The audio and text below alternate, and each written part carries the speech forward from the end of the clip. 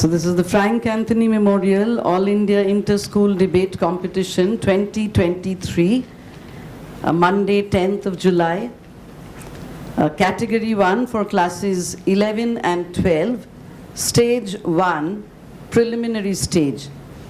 The topic for today's debate is social media gives no scope for having real peers. I repeat, social media gives no scope for having real peers. Each one of you will get 3 + 1, 4 minutes to speak on this topic. You get 1 hour of preparation time. Our volunteers will now take you to the library, and please come back to the hall at 10:30. Okay, so wishing you all the best. Do you want me to repeat the topic once again? Yes, yes. Social media gives no scope for having real peers, P-E-E-R-S.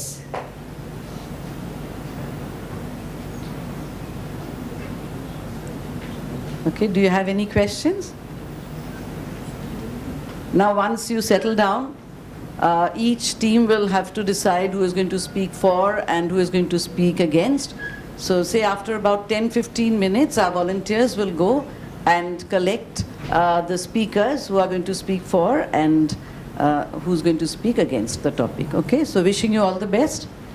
And you are not supposed to use the internet or any yes, you can refer to books that you will find in the library, but you cannot use the internet. If you have your mobile phones, you'll have to please switch them off or leave them with your teachers.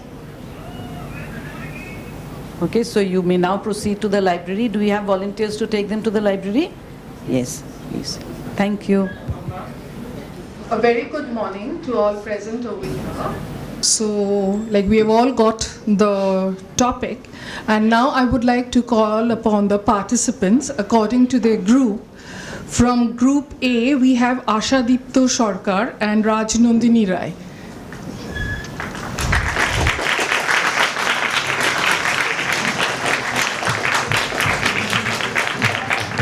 From Group B, we have Ahana Ghosh and Camellia Ray Chaudhary.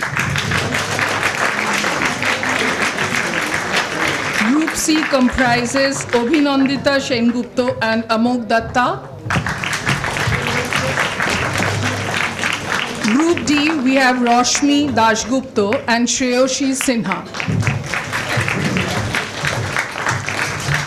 In Group E, we have Aryan De and Yug Adhya.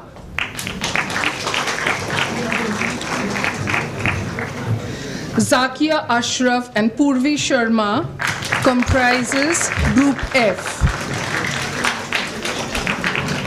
In Group G, may I call upon Simran Giri and Payal Singh.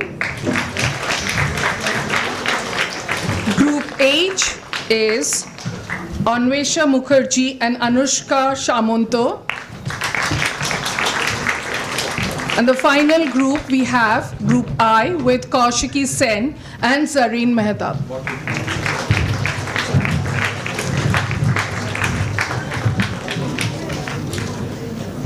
So we have all the groups on stage, and before we start with the actual event, let me introduce Mr. Frank Anthony to you. Mr. Frank Anthony was a many-faceted person, educationist, lawyer, parliamentarian, and prominent leader of the Anglo-Indian community. He was born in Jabalpur on 25th September 1908. He was educated at Nagpur University, where he received the Viceroy's Gold Medal. He then went on to study law at the Inner Temple in England, from where he was called to the bar. On his return to India, Mr. Anthony successfully fought many legal battles, especially safeguarding the rights of minorities. His most significant contribution was in the field of education. In 1942, he was elected chairman of the Interstate Board for Anglo-Indian Education. As an educationist, Mr. Anthony is best remembered for his proposal to establish an alternate board to the senior Cambridge examination. Thus, the Council for the Indian School Certificate Examinations came into being. Mr. Anthony was in fact the founder chairman of the Council for the Indian School Certificate Examinations from 1958 to 1993. He also founded the All Indian Anglo-Indian Education Institution, which administers schools named after him in New Delhi, Kolkata, and Bangalore. As a prominent leader of the Anglo-Indian community, Mr. Anthony was President-in-Chief of the All India Anglo-Indian Association from 1942 till his demise in 1993.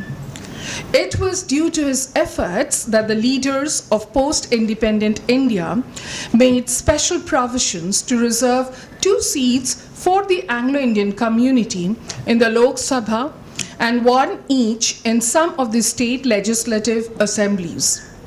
Mr. Anthony was a member of the Constituent Assembly, and the drafting committee was entrusted with the task of writing a new constitution of free India. His seminal book, Britain's Betrayal in India, The Story of the Anglo-Indian Community, is an excellent chronicle of the Anglo-Indian community, the struggles and challenges it faced in pre-independent India and in free India. He was nominated as a representative of the Anglo-Indian community in the Lok Sabha from the 1st till the 10th, except the 6th and 9th Lok Sabhas. This annual debate competition has thus been appropriately named after Mr. Frank Anthony. He was an eloquent speaker, and his spirited arguments during his legal battles, his speeches in Parliament, and his writings are memorable. Now, let me introduce you to the judges who shall do the honors of judging this prestigious Frank Anthony Memorial Debate being held at the Future Foundation School. I first call upon Ms. Orpita Chattaraj as a first judge. She is a professor in the Department of English and Cultural Studies in the University of Bardhaman. She has an array of achievements. I just start off with a fellowship and grants. She has been an international visiting scholar at the University of Louisville under SUS High Fellowship, awarded by the US Department of State from June-July to 2015. To her credits, she has projects which she has completed and some are still going on. The first being the UGC-sponsored minor research project, which consists Black American Women Writing and AMP, Dalit Women Writing, a Comparative Study, 2005-2007. ICSSR-sponsored major research project is the next one, where she is a part of the River as Text, a study of representation of rivers as a site of multiple discourses from 2017-2019. Apart from all these, she is also the author of the following books: Vanishing Waters, Cultural Histories of the Rivers of West Bengal; Virginia Woolf, To the Lighthouse, where she has been an editor; Feminism, where again she has been an editor with Orient Black Swan; Childhood in Toni Morrison's fiction. Her research interests include gender studies, post-colonial studies, and environmental humanities. A big round of applause for Ms. Chattaraj. Our next eminent judge is Mrs. Shormila Banerjee. At present, she is employed as Head of Department of English, Saifi Golden Jubilee English Public School. She is the former senior English teacher of St. Thomas Girls' School, Khidirpur, where she had served in this capacity for 35 years. While in service, she was in charge of the cultural committee, where she organized programs at inter-house and inter-school levels. She had introduced the Speak Mackay movement in school. She has served as the artist coordinator in the movement for several years. Not only is she trained in Hindustan classical music, but she is also trained in classical dance, which includes Kathakali and Manipuri. She was avidly associated with Manipuri Nritya Kala Mandir as a performer. Alongside the above, she was responsible of the drama club and brought laurels for the school in the British Council one-act play competitions. She started the Sanskriti Club in St. Thomas Girls' School. She continues to hold cultural programs in Saifi Golden Jubilee English Public School. She has been a moderator at the Frank Anthony Inter-School Debate on several occasions and has also judged similar events many times.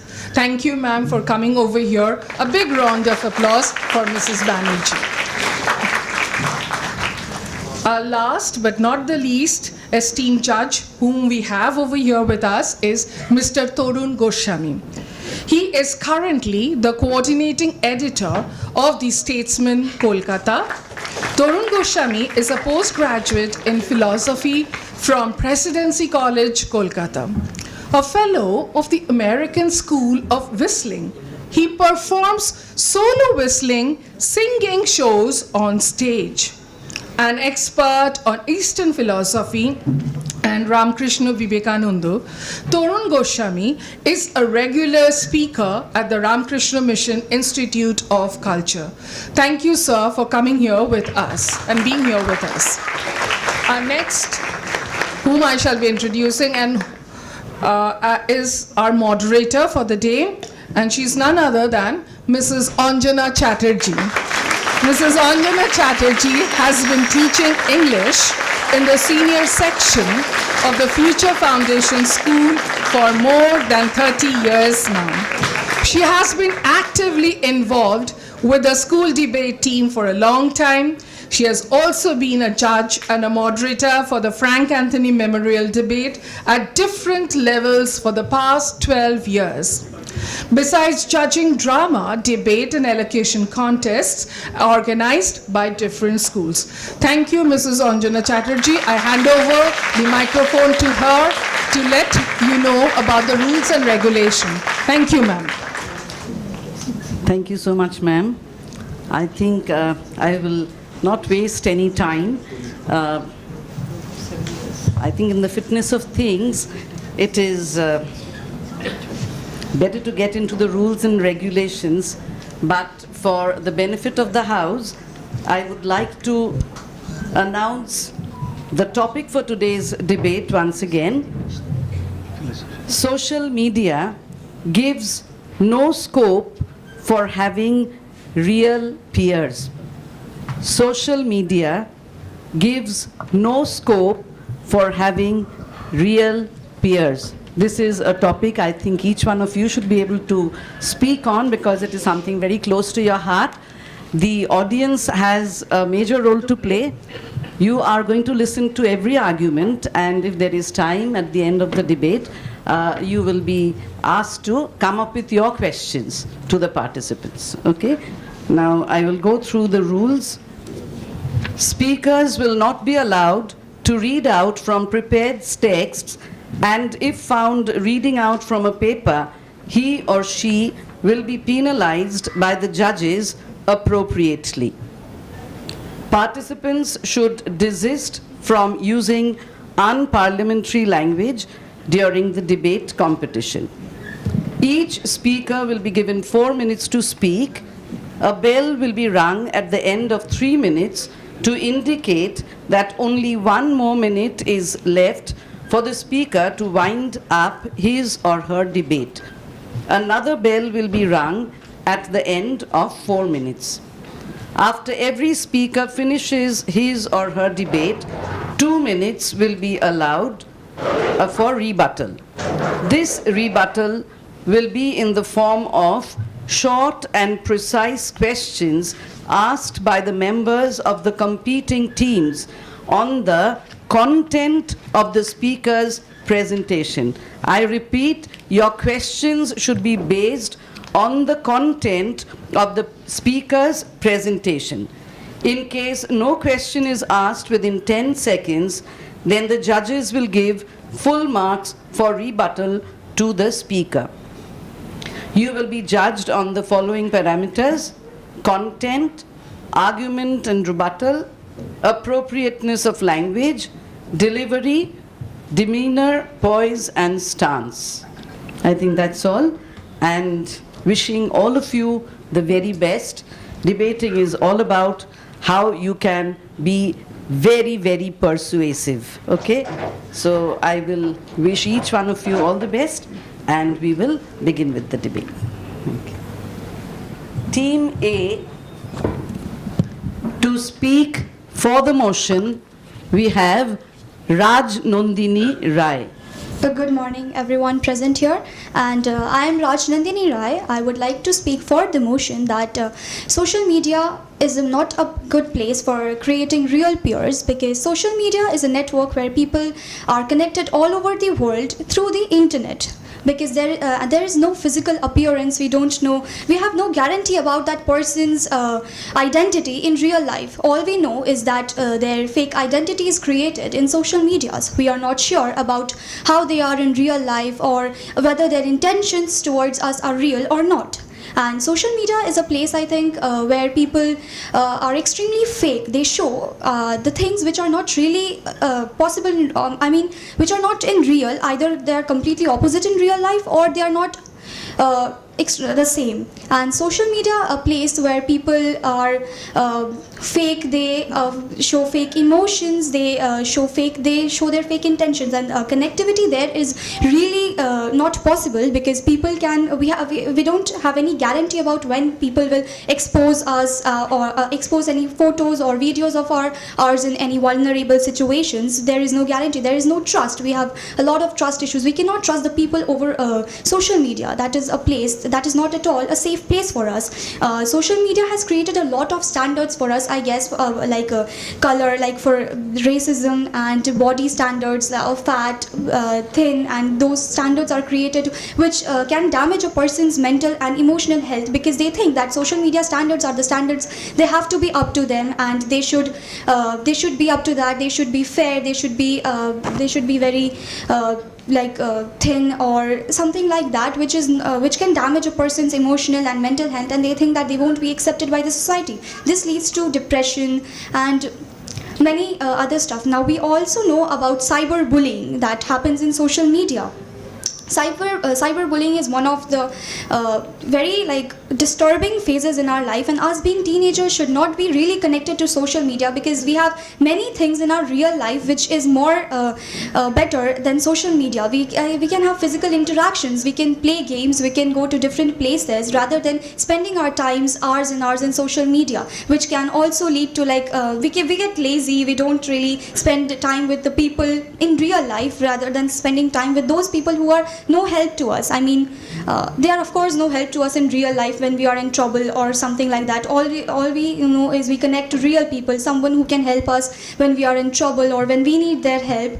The ones that help us are the real people. So social media is not really helpful to us. It is a way of entertaining ourselves, but it shouldn't be for connectivity of people. It has many disadvantages for us, and so we should not really be connected to social media. Now there is another point I would like to speak about social media, is that there are many standards in social media. I mentioned this point, and I would like to again talk about the standards, because people follow that, people waste their time on this rather than building up their life, building up better like doing better things in their life rather than just using on social media. It is not at all a help. We can play games, we can do yoga, we can meditate, we can join on other different classes which are good for us, which is good for our body. We can devote that time to music, we can devote our time to speaking to different people, like having interactions in real life, because real friends are what we need, not social media friends. They are no help at all, and at a point of time they can betray us. We have no, like, there is no guarantee that they will stay with us whenever there is a need. But then those physical friends, the group we have in our real life, is a great help to us. They support us in our thick and thin and everywhere. I would like to end my speech here. Yes, you have a question from Team C. As you have mentioned that social media is not a trustable place, so, and you also mentioned that in a speech, in between your speech, that photos and videos, so why will you share your personal photos and videos with a person you don't know, and you also know that the person is not trustable? So can you please explain it? Okay, I'm not on social media, first of all. I don't like the place social media at all. I'm not on social media, first of all. And the second thing, because I believe in the fact that when we trust people, we trust them blindly. And so we can share any personal matter of ours, we can share photos, we can share videos. People do that. I'm not talking about my perspective. We have to look at others' perspective as well. So I hope that has answered your question. Thank you. Thank you, ma'am. Yes, a question from Team I. Okay, ma'am, in your speech you mentioned about how if we are making peers on social media, they don't make a physical appearance, and you harped on the fact on how they are very fake. Ma'am, could you please give your criteria for your so-called real peers? And how can you guarantee that the people you're meeting in real life are not holding up a facade? At least we get to know about them in real life. At least we know who they are. At least we know where they belong to. And we can, like, there are many ways where you can, like, you can talk back to that person, or you can just get them out of your life. But in social media, there is no way for that. They can, like, expose you, and you are very scared about the fact that they can expose us, because trust is not there. There is no trust. Thank you. I think we will not ask any more questions, because then we will, run out of time. So thank you. Okay, you'll get a chance. Okay, we have Asha Dipta. Okay, Asha Dipta Sarkar, who's going to speak against the motion. Good morning to one and all present here. As one of the first speakers in this house, it is my responsibility to put forward the motion for the day, and that is social media gives you no scope for having real peers. Oh, the irony. Anyway, let me get to the fundamental aspect of social media and why it was built in the first place. Social media is a network that brings together billions of people all over the world, from all corners of the world, where we can share information, images, data about each other on social media. And you see, the fallacy in the opposition is that social media was not created to build friends, to build friendship individually. Coming to having real peers, okay, I'll give you an example.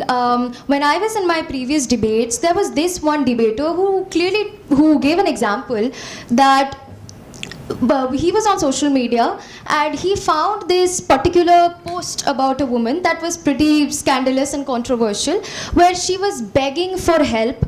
She was in a vulnerable situation. She was getting attacked by a random strange man, and she was isolated in her own room, and there was nobody to help her. She was calling 911 and there was nobody to help her at that point of time. So that time, the entire social media called 911 or went to support her or went to help her, gave her texts of acknowledgement, of appreciation, and then finally 911 came and supported her and helped her through that vulnerable situation. And I believe when we talk about having real peers, we are not talking about having a group of 5 to 6 people around us who are going to be there for us 24/365. This is the actual definition of real peers on social media. If you're talking about having real peers, it's not just then what is the difference between having real peers in real life and having peers in social media?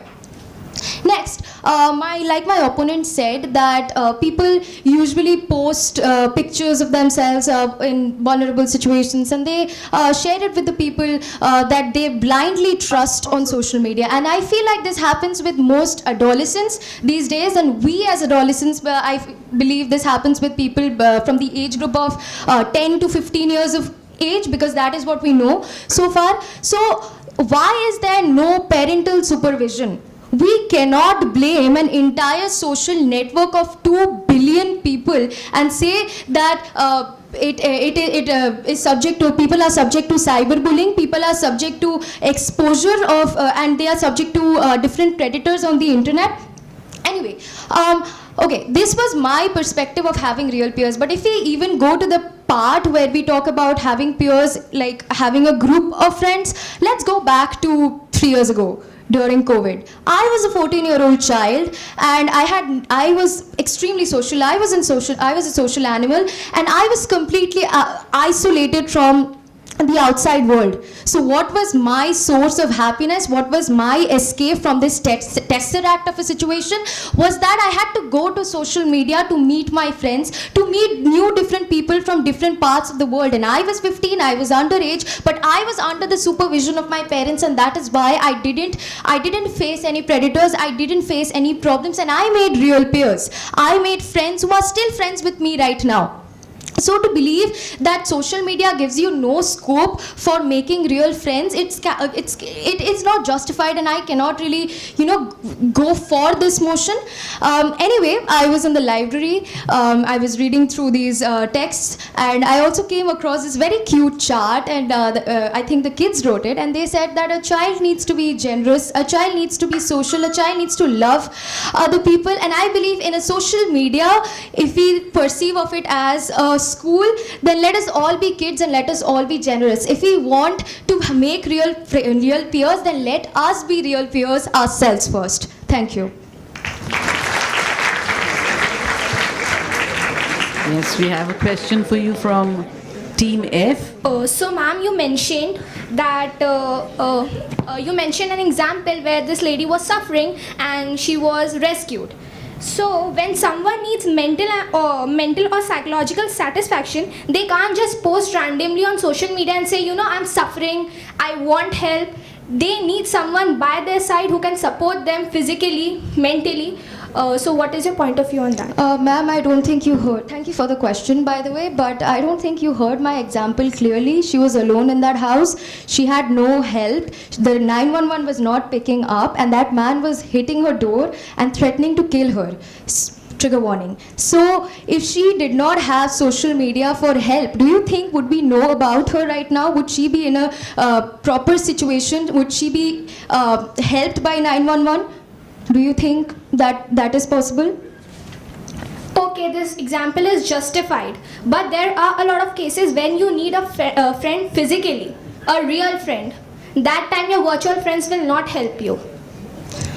When you're virtual, okay, ma'am, it's about, social media is a help for people who are in vulnerable or critical situations. In case of emergencies, even if social media was not there, I don't think there would be people always helping you. You would be in a critical situation, right? And there wouldn't be people who will come to your help immediately. Social media is help. Social media is immediate help for you. If you're posting, that is your choice. If you're posting on Instagram and if you want help, then you will get it immediately. That's my point. Even later, you're going to get your friends and peers to help you. To give a chance to someone else. Justified. Actually, you're not supposed to be reading from a paper, but if you read straight away from the paper, you will be penalized. If it's just a point, I think the judges will consider that. Okay? Okay, there's a question from Team I, and keep your question short. You talked about cyberbullying being rampant on social media, and you talked about how parents should have supervision over the children employing social media. But social media, cyberbullying doesn't end with the child turning 18. Cyberbullying keeps on going. So how do you explain the concept of parental supervision in cases where the employers of social media are adults? Okay. Yes, I focused generally on the part where adolescents get bullied the most on social media. But as soon as you become an adult, as soon as you become 18, it's your choice to be on social media. And second of all, since we are talking about cyberbullying and people bullying people, other people on social media, can we not focus on that part of social media that is also against cyberbullying? That is also against those people who bully. So we cannot just completely point out the problem in social media about cyberbullying, because there are cases where people have supported, and there are most cases where people have supported the people who were victims to cyberbullying. And there are even... Okay, thank you. Okay, thank you, Asha Dikta. Ma'am, I have a question. Are we allowed to cross-question the speaker? No. No, ma'am, because she was cross-questioned. Thank you. Yes, we move on to Team B, and Ahuna Ghosh is going to speak for the motion. And I would like to request all the participants, please keep your questions short. Honorable Chairperson, eminent members of the jury, one and all present here, and my worthy opponents. Today, I, Ahana Ghosh, will be speaking for the statement, social media gives us no scope for having real peers. Call me if you need anything. Okay, I'll text you. Is that not something we say to our friends? Now these, my fellow opponents, this establishes that we prefer the screens of our phones to actual face-to-face contact. And why is that? Because we have this constant need in this generation to put every amount of communication that we have via social media. And what has that done? That has reduced our conversations, which used to be one-on-one conversations, to actual screen-on-screen conversations. Now, do we form genuine connections this way? No, very practically we don't, because emotional bonds have a higher level than Twitter bonds. Speaking of Twitter, let us talk about the stan culture that Twitter has pushed us into. Today I have friends who would much rather text their Twitter moods while sitting beside me than actually talk to me. Now how would that make me feel? Let us not even talk about how that would make me feel. Let us see, if you were in my shoes, if you were friends with somebody for 14 years and you're sitting beside them, you expect them to come and talk to you, and not talk to somebody who they have known for just 1 month and prefers talking to just because they share a love for Taylor Swift or biryani. Now how practical is that? How practical is that?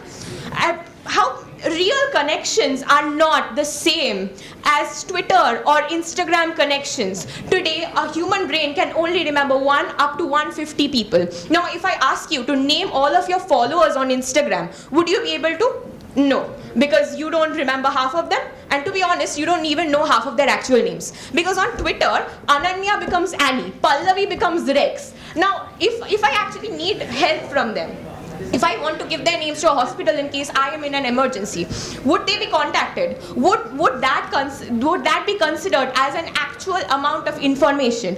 No, right? Now, if I am your friend, you've known me for 14 years, you know where I live, you know where I stay, you know what my parents do. Now, if you give this information to the police or to the hospital, that would be considered as actual interaction. That would be considered as actual information. Because in this day and age, we are in denial about the loneliness that we feel because we don't have enough actual emotional bonds. We are in denial because we would much rather believe that our thumbs can do more than our voices can. And today here, I stand urging all of you to use your voice rather than your thumbs, because this is not how real connections are formed. Let me talk about the anxiety that I went through when I was in lockdown. See, I had to go to a therapist just because I faced anxiety due to overwhelming social interactions that happened via Instagram. I got a new dress, I'll post it on Instagram. I made a new friend, I'll post it on Instagram. I won't be calling up my friends and telling them, oh, I made a friend. This is my friend. That is not how I would interact, because I would much rather prefer my Instagram DMs than actually calling somebody up. And in the case of a coronavirus situation, I would much rather have the comfort of my DMs than the actual comfort of actually calling somebody up and getting a few words back. No, what would I get from another person in my DMs? LOL, or ROL, for whatever it is. Now, these are small abbreviations. How much emotion do these convey? How much emotion can LOL convey? How much emotion can rolling on the floor laughing convey? Because in today's generation, real connection is on the same path as dinosaurs were, that is extinction. Now that is a very practical situation, and we are in denial about that. And it is high time that we are not in denial about it anymore, because this is not how real connections are formed. This is not how society functions, and this we need to understand. So here I stand urging all of you to use your voice again rather than your thumbs, because social media does not form real connections, and it gives no other scope either.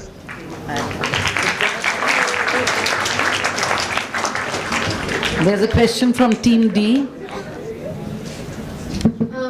You were talking about your friends would much rather text Twitter mutuals than talk to you. Do you think, like, we are not on social media at that time when you're hanging out with your friends, so do they consider you as their real peer? Like, I don't know if you are making real peers. If you're not making real peers in real life, then you do not have the right to talk about your real peers on social media.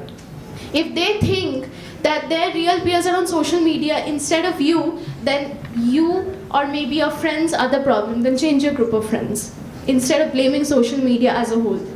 Okay, thank you, ma'am, for the question. I will be dividing your question into two parts. First thing, when are we ever not on social media? In school, we're in a class, we would like to take out our phones, we'd like to talk to our friends, we'd like to chat to our friends who are not seeing right now. So in this form, we are, let's say we are texting a Twitter mood. We are texting a Twitter mood. And because I think, because in a conversation, rather, I would like to have a conversation with my Twitter mood. So there is really no way that they won't be accessing their phones when I am actually hanging out with another friend. And the second part, could you just repeat the second part of your question? Could you please? I said that if they would much rather text their Twitter mutuals instead of talking to you, then you should change your group of friends, because they are definitely not your real peers. Okay, if you're friends with somebody from kindergarten, can I just randomly go up to them one day and say, I don't trust you, I will not be friends with you? Can you do that? Will you be able to do that? That is not justified. No, that is justified, because you talk about real connection, and I can consider real connection with my kindergarten. I can consider the connection I have with my kindergarten best friend as a real connection. I can actually consider that. I think we will have to give a chance to some other participant to question. Yes, from Team H. That was an amazing speech, first of all. Thank you so much. But I would like to say, as you said, that you are not capable of trusting someone who you are just talking for a few months on social media. I would also like to point out that some people are friends with their friends in social media for quite a few years, even more than 5 to 6 years. So sometimes during that 5 to 6 years, their friendship builds. So, and you also pointed out that you find real connection in real people than in social media. During the period of lockdown, there were no real people around us. So what would you say about, like, complete in isolation, some people found their solace on social media? What would you like to say about that? Could you just repeat the first portion of your question, ma'am? Yes, that real connections, you said about like very short-term connections for a month or two, but there are very long-term connections for years or even more than that. Okay, so, if I am on Twitter for 2 years, let's say I'm on Twitter for 2 years, and I have had made a friend that you call a friend for these 2 years. Now this friend, I don't know anything about where this friend lives or where this person is actually situated or located. Rather, this friend is providing me false information about their locality, about what they do. They could be a child predator. Now, I choose to believe in the information that they are providing me, and I have been in contact with this child predator who is actually disguised as a friend for 2 years. And I decide, and let's say I decide to give them enough information, enough security breaching information, and they decide to give it to somebody else for wrongdoings. Now see how, now I know that my real friends, somebody who I've been best friends with for 14 years, that person won't do that. I have that amount of faith. Now, yes, yeah, I have that amount of faith because I have an emotional connection with them. How am I forming an emotional connection with somebody I see on screen who's typing with just 3 dots? Well, then, respect. Okay, I think we should, stop here because this will go on. It's very interesting, but the other speakers are waiting, and it will probably take us hours to wind up this debate then. Thank you so much, Ahona. The next speaker to speak against the motion is Camellia Ray Chaudhary. Good morning, Honorable Chairperson, eminent jury members, and one and all present here. Now, I, Camellia Ray Chaudhary, will be speaking against the motion, which I find a tad bit out of touch with modern society. Social media gives us no scope for having real peers. Now, look at us here. My partner and I, and all our colleagues here, are collaborating, cooperating, and competing. We are inspiring and challenging each other at the same time. On this sultry morning, we are the very ideals, the epitome of peerhood. Now, I know debaters are slightly narcissistic, but it would be uncharacteristically narcissistic even for us to consider ourselves the exceptions of our generation. We are not exceptions. We are windows to our generation, a generation that is, yes, constantly on social media. But if you look at us and you see cooperation, you see love, you see empathy, you see respect, and you recognize all of these things within yourself, then it immediately sets back the opposition's point by a notch. Now, why don't I highlight how social media has actually helped us in finding peers and in finding friends? We can now talk to people and create and maintain relationships in different countries, continents, and even in the next generation, different planets because of social media. It is that easy for us. We are just a few clicks away from talking to anyone we want, whenever we want. And the best thing is, this doesn't take us away from more traditional forms of communication such as letter writing. It only gives us another option, a quicker option, so that we can have the best of both worlds.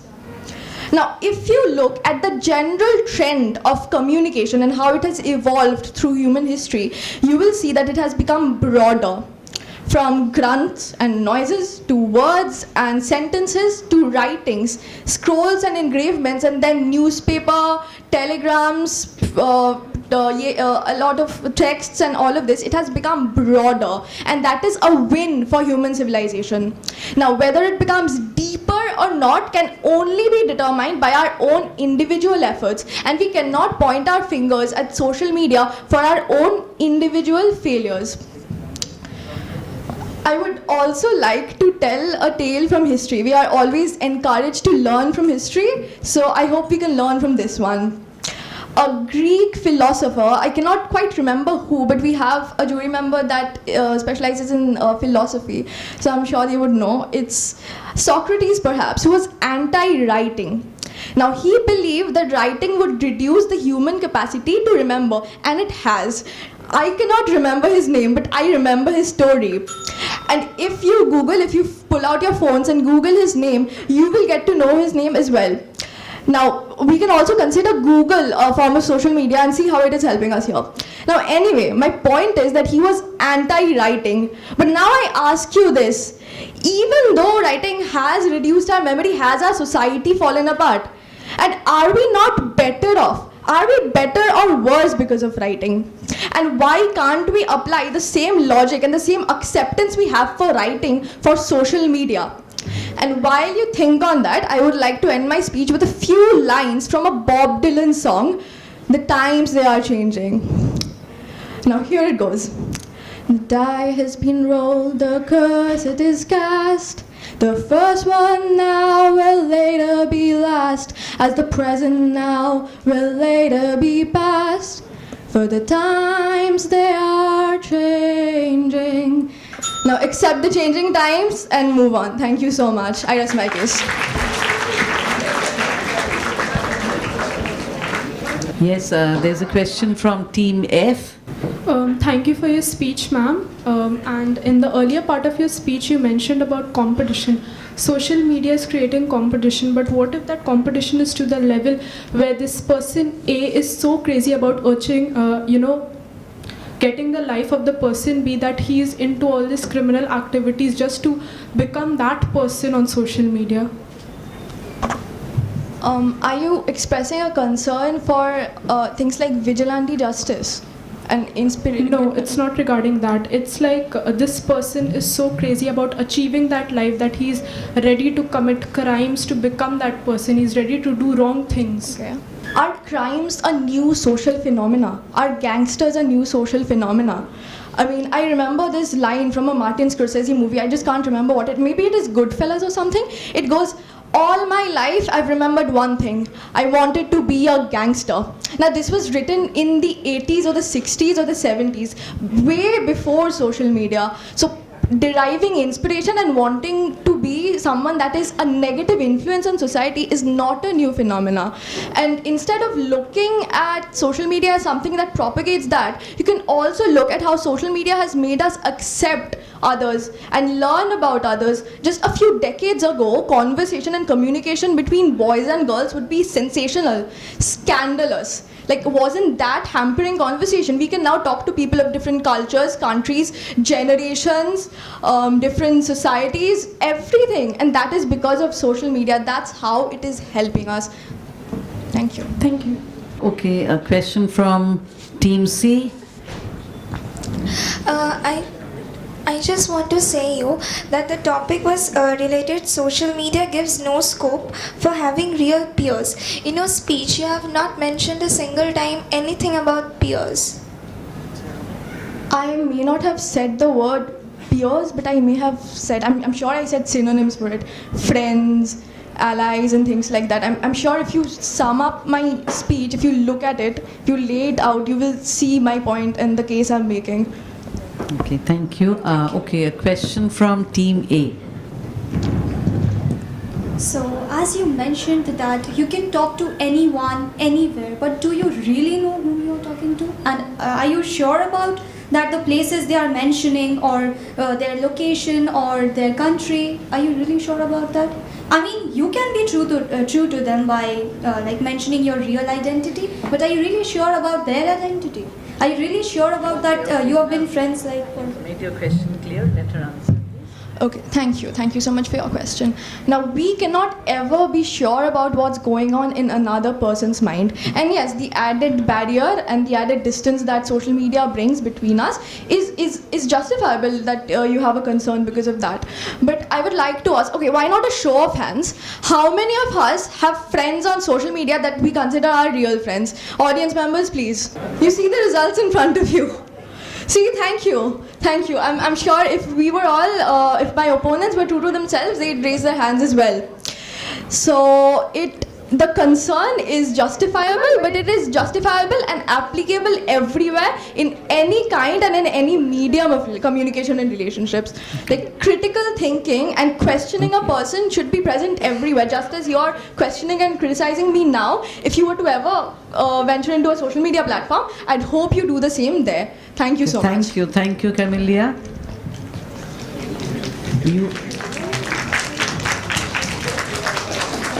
No more questions, I think. Yes. I think we will try to keep the questions to 2. Otherwise, it will be a never-ending process, okay? So we move on to Team C. And to speak for the motion, we have Obhinondita Sengupta. From the COVID-19 period, everyone is addicted to their mobile phones. And mobile phones, what do you mean about if you're accessing to mobile phones? It means that you're indulged in social media, right? Social media not only enables us in a good way, but there is a very bad way in that situation also.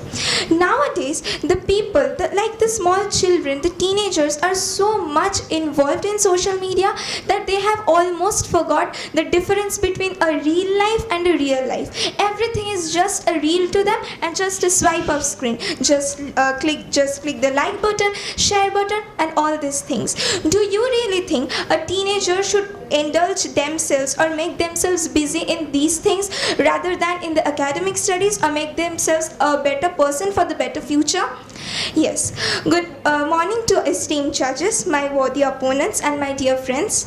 I am speaking for the topic social media gives no scope for having real peers. Let me give you an example. If a teenager, for example, is following certain social media influencer and he or she has made that social media influencer as his or her idol. Now you can see in a very point of life that the child will follow the person in every other way. The social media influencer has bought a new dress. I should bought that type of dress too. I should click search the dress in the social media apps and I will just get the exact same dress. Is not that the opinion for every other teenager if they are following someone in social media? Yes, right. So that means they are more indulged in their physical appearance. They are not accepting my influencer have a nice body. They are so much beautiful. I'm not beautiful enough. These are the questions that hits the minds of the teenager nowadays. Now let me give you another example. What should a teenager be supposed to do? Obviously, for a better future, they should study, they should give half of the time to the academics. But due to the process of social media, they are more indulged in making new friends, making real peers. In order to that, they're getting detached from the academic sessions. That means they are not at all having a good proper routine of studying or anything they are interested to. They can utilize that time in their hobbies. If they're good in paintings, they can paint. If they're good in writings, they can write. But all they are doing is just they're swiping and just seeing which new friends they can make, what real peers they can make. Another thing which is a very important topic is cyberbullying. Cybercrime is very much it's a hype nowadays. The people will tend to will gain your trust and they will just make you trust all the process, and then they will want for your sensitive information which you may not give to them, and then they will blackmail. Let me give you an example. A boy in the COVID time in the 2020, he was playing in a gaming platform, and in that gaming platform the boy was asked by a friend, he was given trust by that friend, and he was said to give him money for several months. The boy was giving money to that, and without even the parents knowing. So without the parents knowing, and that is a very fraud case which happens in our day-to-day life. So thus I want to conclude my speech that technology is a great servant but a dangerous master. Thank you.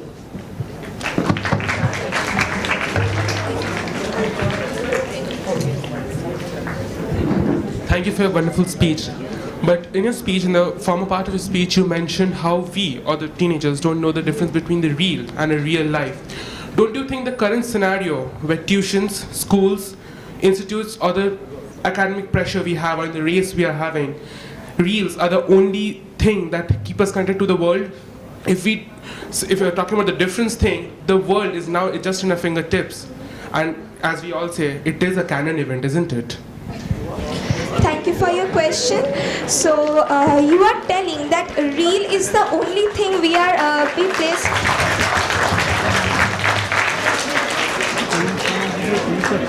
Thank you for your question. You are only saying that reel keeps us connected, but can you really justify the point that reel of a social media influencer dancing in certain songs can make you affected or make you connected to the world in certain trendy songs? That's all on how we use it, but thank you for your beautiful answer. Thank you.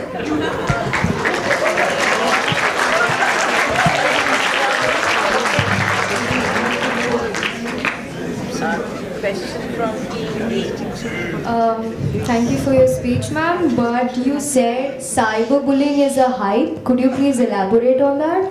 Yes, because nowadays the people are so much giving their personal information, their names, their private scenarios like their address, their things that are not to be shared. They're sharing this information without any knowledge. So obviously I think it's a hype nowadays. Thank you.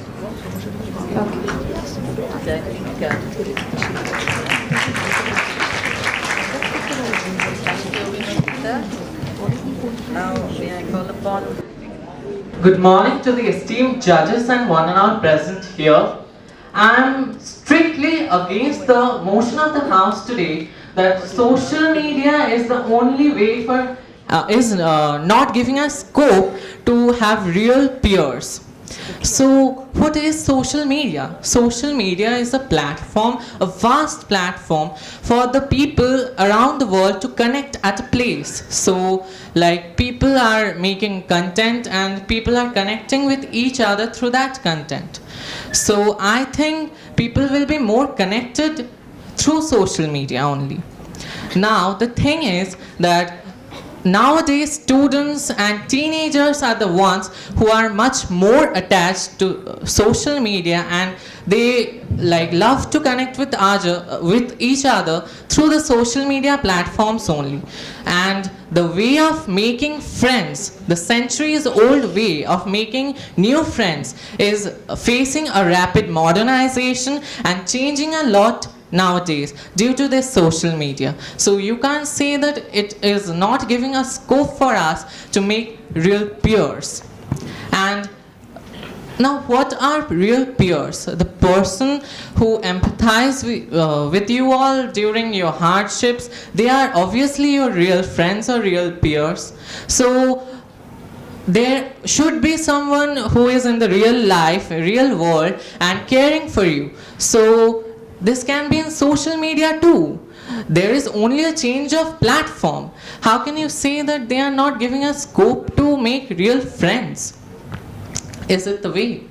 Now, you might ask that it is posing a great threat to our, as my opponents mentioned in their speech, that it is posing a great threat to our personal information. But I think we should first build up our trust, and we should converse with that person for a few months at least before sharing our personal information with them. Isn't it a common sense that everyone should apply to provide prevention to their personal information? Then we have the fact that during the COVID-19 era, the pandemic era, we all became detached from the social life or the real life around us. So social media was the only platform we could connect with each other and see what each other of us is spending our life and how we are doing our everyday courses, and we could keep ourselves entertained or attached to people who are far away from us or even near us, because we couldn't have the option of contacting with them through the real life. And the fact that social media also helps people during different emergency situations. As we have seen that there is a taboo that people only think that they upload their life when they are happy on social media. But that is not the fact. There are even some people who upload things when they are in a distressed mood. So people can empathize with them and help them out, and there are people whom they can share their feelings with. Isn't it enough for the capability of a real peer? So I will thereby conclude my speech here that social media does not provide any hindrance to our real life, and it will provide you with some real peers too. Thank you.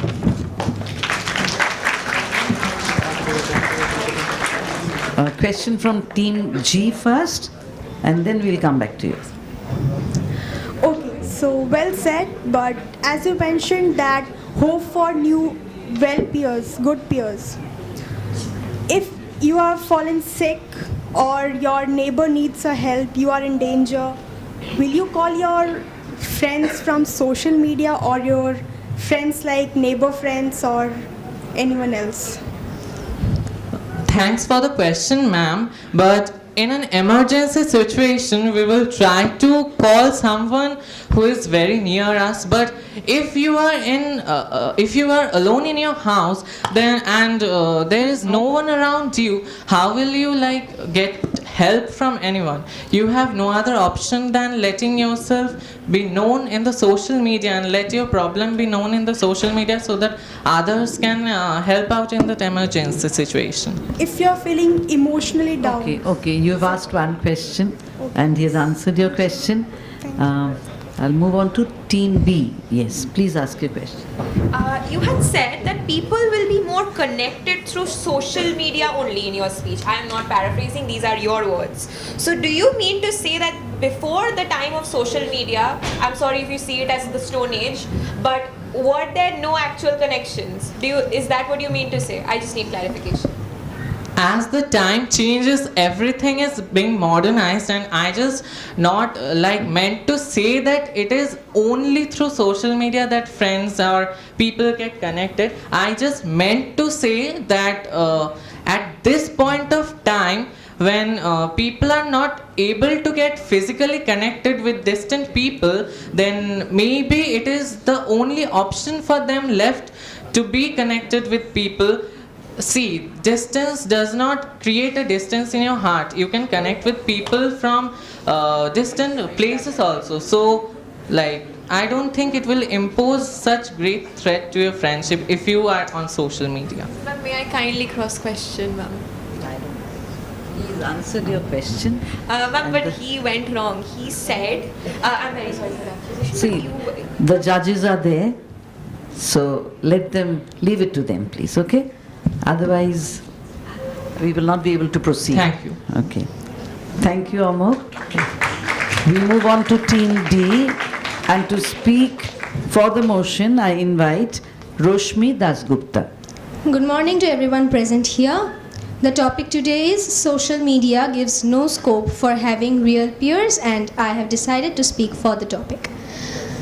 Pretension. When someone posts a picture on social media, say Facebook, the first image that gets imprinted on our minds is how happy they are. We only get a glimpse of the happy life that they're leading and how wonderfully their days are passing. Social media leaves no means to realize the reality of someone's, say, mental state. Real peers, or in simple terms, true friends, are the ones with whom we share our little moments as well as almost all of our emotions. Now, how can we expect someone to share emotions via some online app? The social media accounts are primarily created to for a little entertainment, to add a tinge of entertainment to our lives, and in that process of entertaining others, we have lost the ability to share our sentiments, the feelings we have about little incidents with others. Social media can never be a platform for sharing emotions. Introverts find it easier to interact with people online. No, I'm not contradicting myself. What I'm saying is introverts find it easier to interact with the people online whom they've already met before. Now,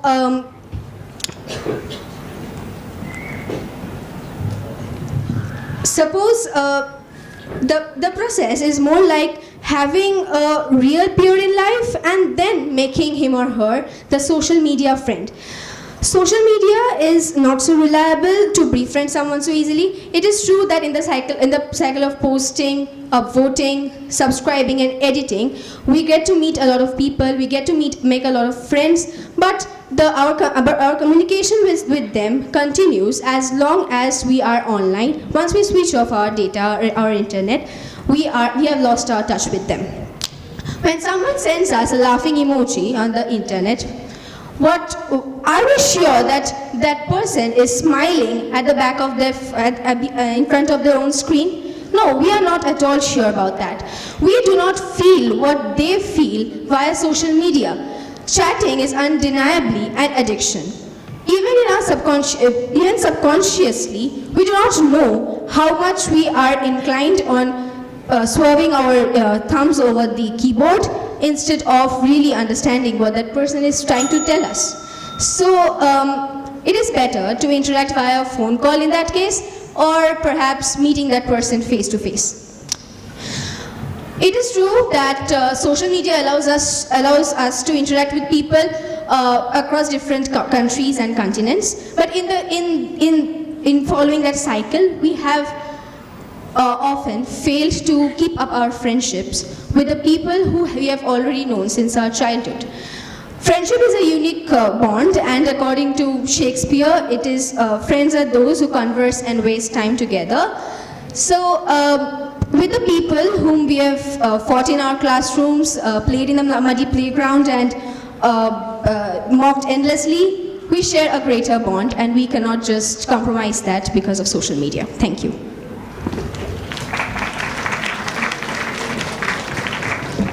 Last question. So I will give this gentleman a chance first, and then I'll get back to you. Yes. Ma'am, you just mentioned in your speech that through social media no one can express true feelings. So can you emphasize the fact that how the expression of true feelings is concerned with the making of new peers through social media? Thank you for the question. What are peers? Peers are not merely people who upvote your posts on social media, or who they send you texts every evening. They are not peers. Peers are those people, real peers as they have mentioned here. They are those people who understand who we are, who know, who have seen us at our best and worst times. And it is important for them to understand our feelings. And via social media we cannot do that. Yes, we can send a laughing emoji, we can send several emojis or emoticons, but that is not the way that we can completely express ourselves. Okay, can I give her a chance? Okay, Team B. Thank you for the recognition. So during your first part of your speech, during the end, and even in your answer to this debater's question, you've said that, okay, in the first part, and I say verbatim, you said social media can never be a platform for sharing emotions. Now, I would like to ask you why you think that way, because we have calls. Through calls we can hear each other's voices, and now we have video calls, so we can see each other's expressions, we can see micro expressions change, we can see everything. And letter writing can be substituted by sending emails and very long messages on WhatsApp. So what exactly do you think is the barrier that is not being able to be broken? Thank you. Okay, suppose we have a friend, a social media friend, and we think that we are able to communicate our emotions quite well with them. But there comes a point of time when we do desire, why can't we meet him or her? Why can't we meet him or her? If we meet him or her in person, say at a cafe, we could better synchronize our bonds, we could better understand each other. You can, to a very, very minimal extent, share your emotions on social media, but that doesn't mean that it cannot be at all compared to what you can do in real life. You cannot. You really can't. If you think. Thank you. I think we'll move on to the next speaker. To speak against the motion, from Group D, we have Shreyashi Sinha.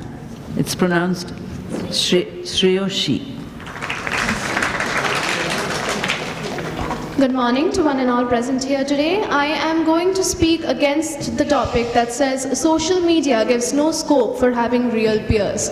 Now, the main aim of social media is to ensure that users get a smoother communication and smoother connectivity amongst themselves. Social media makes it a lot easier for people like introverts to communicate and interact with people they cannot in real life. Now, since we preach the message of inclusivity, we need to understand that we also need to take into consideration a broader aspect and a broader spectrum of people, including introverts. For introverts, the people they meet on social media are like their real peers. So if you take into consideration, it is a massive help for people who are not able to express their thoughts clearly. I would like to move on and say that a considerable portion of our lives is constituted by people we meet in our schools and colleges. Now, if we do not have contact with them for a prolonged period of time, then it is very easy for our friendships to weaken. Now, social media is a platform where we can ensure that connectivity between people. Like if we are not meeting our friends in our schools or colleges or universities for a long period of time, we can easily reach out to them over social media and make sure that we are still friends with each other and talk about our day, express our emotions, even when we are far apart from each other, even when they are miles ahead of where we are. So social media not only helps us in this aspect to maintain, to ensure connectivity between people, but to also maintain the relationship between our peers. Now, moving on to my next point, I would like to say that social media has made our lives a lot more comfortable than how we were living, and nobody takes that into consideration, how people with various disabilities, like people on wheelchairs, people on the autism spectrum, people with ADHD, people with hearing disabilities, who are ridiculed by people in real life, they get a safe and comfortable position in social media. They can interact with people from their own group. They can interact with people who are suffering the same problems as them, and they can communicate with them to express their thoughts and emotions freely, which they were unable to do in real life. We can say that they feel comfortable in their skin. They feel people who are in the same groups as them, they feel like home to them. I would also like to say that people belonging to the LGBTQ community who are ridiculed by their own friends and families in a conservative society, they get to meet their own people, they get to meet people who are also ridiculed in this aspect. So I think maintaining connectivity, finding our real peers starts from us. I would also like to say that social media, a stronger portion of our lives is dedicated to meeting new people, making new peers, making new friends. And what better place than social media to ensure that we can meet new people and understand their emotions, their sentiments. This makes us more accommodating, more adjusting. Thus, I would like to end my take on how social media gives no scope for having real peers, which I'm strongly against and which I think is quite untrue, because I think human beings just need something or someone to blame for problems that they cannot do away with in society. So I would like to end my speech here. Thank you to everyone who listened to me. Oh my goodness, there are so many hands that have gone up. So what do I do? Yes. Okay, Team A. So I'll take 3 questions here because so many of you are keen to question. Okay, after Team A then. You spoke about physical disabilities and LGBTQ being ridiculed by people in real life. Then what's your take on cyberbullying? I think we are mature enough to understand that social media is a broad platform. There are people from various, people who ridicule us, yes, that's true, but there are also people who support us. We can easily communicate and find them through search tags and explore our feed. If we focus on the positive aspect of things, if we focus that there are peers who can support us on social media, then I think this is if we think that, yeah, there are peers who can support us on social media that we can explore, I think it is very important to focus on that aspect and find our own people. Okay, no cross-questioning, please. Yes, Team B, and then I'll move on to Team H. My question sort of coincides with the first debater here. You have talked about the LGBTQ plus community, and I may like to correct you, it's LGBTQIAP plus community. It's an umbrella term. And also you had talked about them being ridiculed, in face-to-face contact. I think it's more easier for them to be ridiculed on the internet with the use of memes, with the use of derogatory words. Face-to-face, people are a lot more empathetic and their morals come in the way. Do you disagree with that people don't have morals? I do not disagree with the fact that people have morals. I disagree with the fact that people do not show their morals. People do not express their morals, and in real life also, whenever you are trying to protest and it comes to a heated argument, I think people are more likely to resort to violence, which it is not possible on social media. Do you not see that in pride walks that are celebrated in Kolkata also, violence breaks out? Because people are just expressing their emotions. That is not possible on social media. There are a lot more supporters. And since you said that LGBTQIA+ community is an umbrella term, I would like to also say that there are a lot more consonants and vowels that can be added. But since you stopped at P, I'm not saying anything more. May I just see this and just to justify Yeah, no. myself? Okay, a question from Team H. Thank you for stating your views. You talked about ADHD. I think you talked about the autism community. I would like to say that people belonging to those community are, I believe, are more vulnerable. They are more affected by what is being spoken on the internet about them. If someone is ridiculing them on the internet, don't you think they have a more chance or possibility of being overwhelmed being on social media? I think being on social media for people with autism or people with ADHD is a lot less underwhelming than people being in that setting with peers in real life. Like in schools and colleges, I think people, the things that people say to them in real life overwhelm them more than what people say on social media, because they are in a setting where people are constantly ridiculing, people are constantly bullying them, and they are hearing those words with their ears, and it's going into their brain in a more personal way. So I think it's a lot more overwhelming in real life situations than on social media. Thank you, Sreyashi. Thank you so much.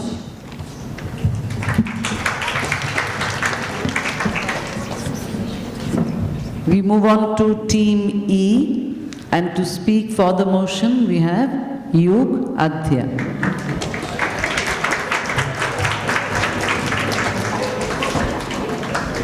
Peers. What are peers?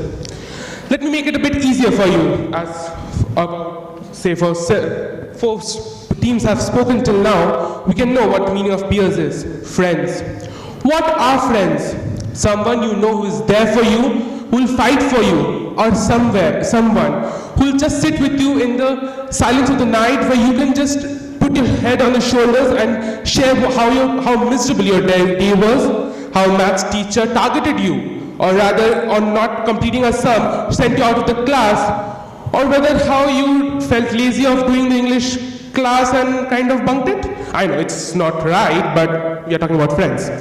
Good morning everyone present here. This is Yugadhya, and I'll be taking the stance for this motion, which states social media gives no scope for real peers. I would like to stress on the last two words of the motion, real peers. How can you really explain something real when it's already associated with artificial? And by artificial, I mean artificial intelligence. Artificial intelligence, social media is still a part of that intelligence, which is characterized but not by stimuluses and nerve impulses, but by wires, keyboards, and types. That's how social medias work, be it Twitter, Instagram, Facebook, anything. Real peers are those about whom you know everything. You know how they are, from where they are, who they are. Do we really post everything truly we do on social media? If all of my opponents be true to themselves, I know we are not doing that. We are never true on social media. That's a version of us created by the trends that is said in the social media. And that's how the real thing, the true thing is lost completely from there. It's the thing that we are making friends through, as the topic states, that through social media we are making friends. If that's how we are doing it, but then the whole thing is a fake thing, and you're saying that peers or friends you make through that are real, I completely disagree with you. I agree with the fact that video calls are there, text messages are there, and the human life right now in the machines era is changed into a robotics one. But you know, these small gestures that make us feel important or makes us feel belonging to this world is what a real friend or real peer does. In this busy lifestyle of theirs, maybe say for half an hour, if not half an hour, after tuitions or after schools, like 15 minutes, where we just stand. Maybe we are divided by classes and we can't meet in our classes. At that point of time, maybe for 15 minutes, say for 15 minutes, 5 minutes, where we share our day or share how we feel about a thing. It may be related to social media, how a trend is going around, what that superstar is doing or what a celebrity is doing wrong. But through that exchange of emotions, exchange of ideas, we got to know our true selves. We don't have to hide anything like that. Our tie is down there, collar buttons open. We don't have to take filtered selfies to please people out there. But we are true to them and we are true to ourselves. That's how we find real peers. Not through some filtered pictures, filtered emojis, stolen captions, and meme shared stories. Thank you.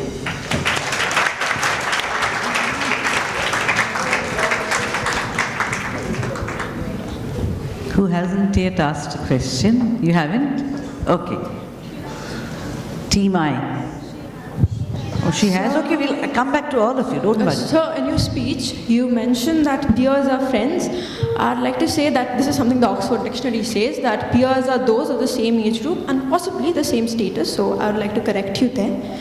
You said that somehow you felt very targeted by your maths teacher apparently, and you cannot share that on social media. So what is stopping you from sharing that to a friend via chat? You said on Instagram we only speak about superstars and celebrities. Do we not speak about them in real life, sir?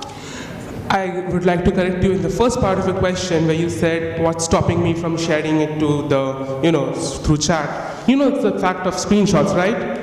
And you know how every teacher, we have a WhatsApp group right now, and if she's already targeting me after sharing that, I might be more targeted. So that's what's stopping me. And secondly, you spoke about talking in real life about celebrities and Now I would say, I'm a Swiftie for those who don't know for the term. Okay. So suppose the Speak Now album came, I liked it very much. But because a group of people, online friends I might quote, don't like it or they're in my following list, and I care too much about the followers thing, if I post nice about that and they totally disagree with it, that's what's stopping me from talking about that. Ma'am, permission to cross question, please. I guess we're not allowed.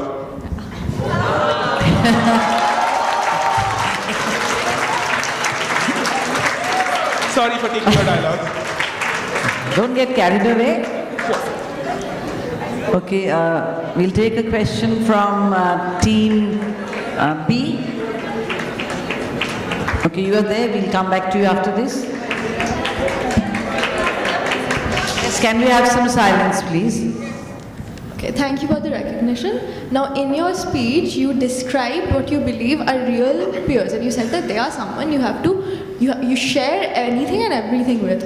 Now, don't you believe that you're sort of jeopardizing our minds to have unrealistic expectations of peerhood and of friendship? And I'm sure all of us here don't have the same definition of friendship, the same definition of peers. So what would you like to say on that? Thank you for your question, Interjector. So same definition you say? See, I'm over here to express my thing on my point of view, and if we're talking about the definition thing, if what we are talking about is real peers, if we can't be true or real in front of them, I don't think that's the whole point of debating on this. Okay, a question from team F.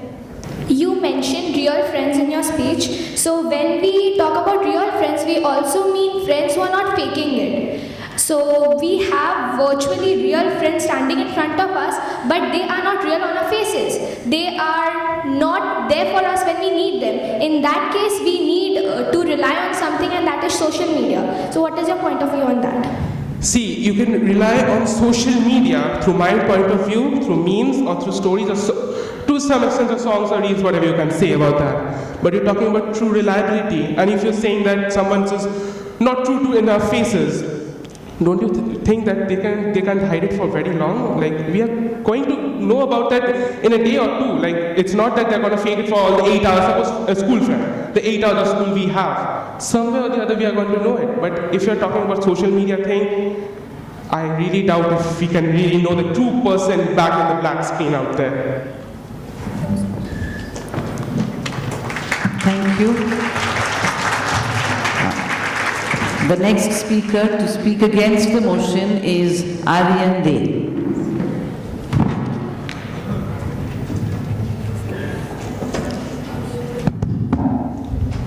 Today, this morning, I would like to quote one of Calcutta's most renowned debaters, Shaurya Dasgupta, who in one of his debate speeches said that the fact that this show is being recorded and every grey-haired person in today's world whips out a smartphone and clicks pictures and videos of every event we go to, presumably which will be posted on Facebook, just shows how much of an impact social media has had on not only our lives, but the lives of older people as well.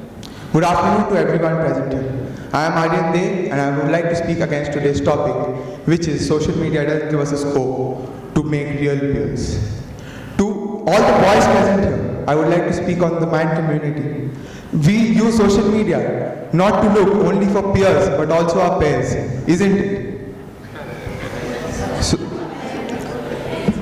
Okay, on a lighter note. On my opinion, real peers are the people who I get inspiration from, who I learn from, not going by the Oxford or the Cambridge Dictionary.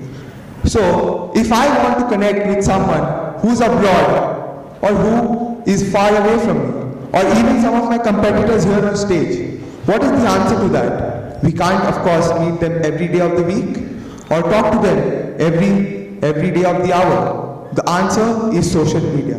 We can use social media to connect with people from all over the world, may that be our peers or new people from whom we might learn from.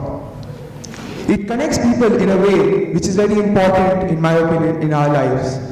I really hate the argument people make when they say social media has made us people who only share wishes and love through Instagram stories or status. For all you know, in today's busy lives, if social media wasn't there, these wishes also might not have come true.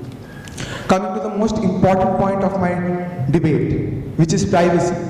Someone who's experienced and knows a lot about life might use social media in a very different way. We as youngsters follow and are followed by over 500 people on an average on our social media accounts. While someone who's very experienced and knows the world well might be followed by just 50.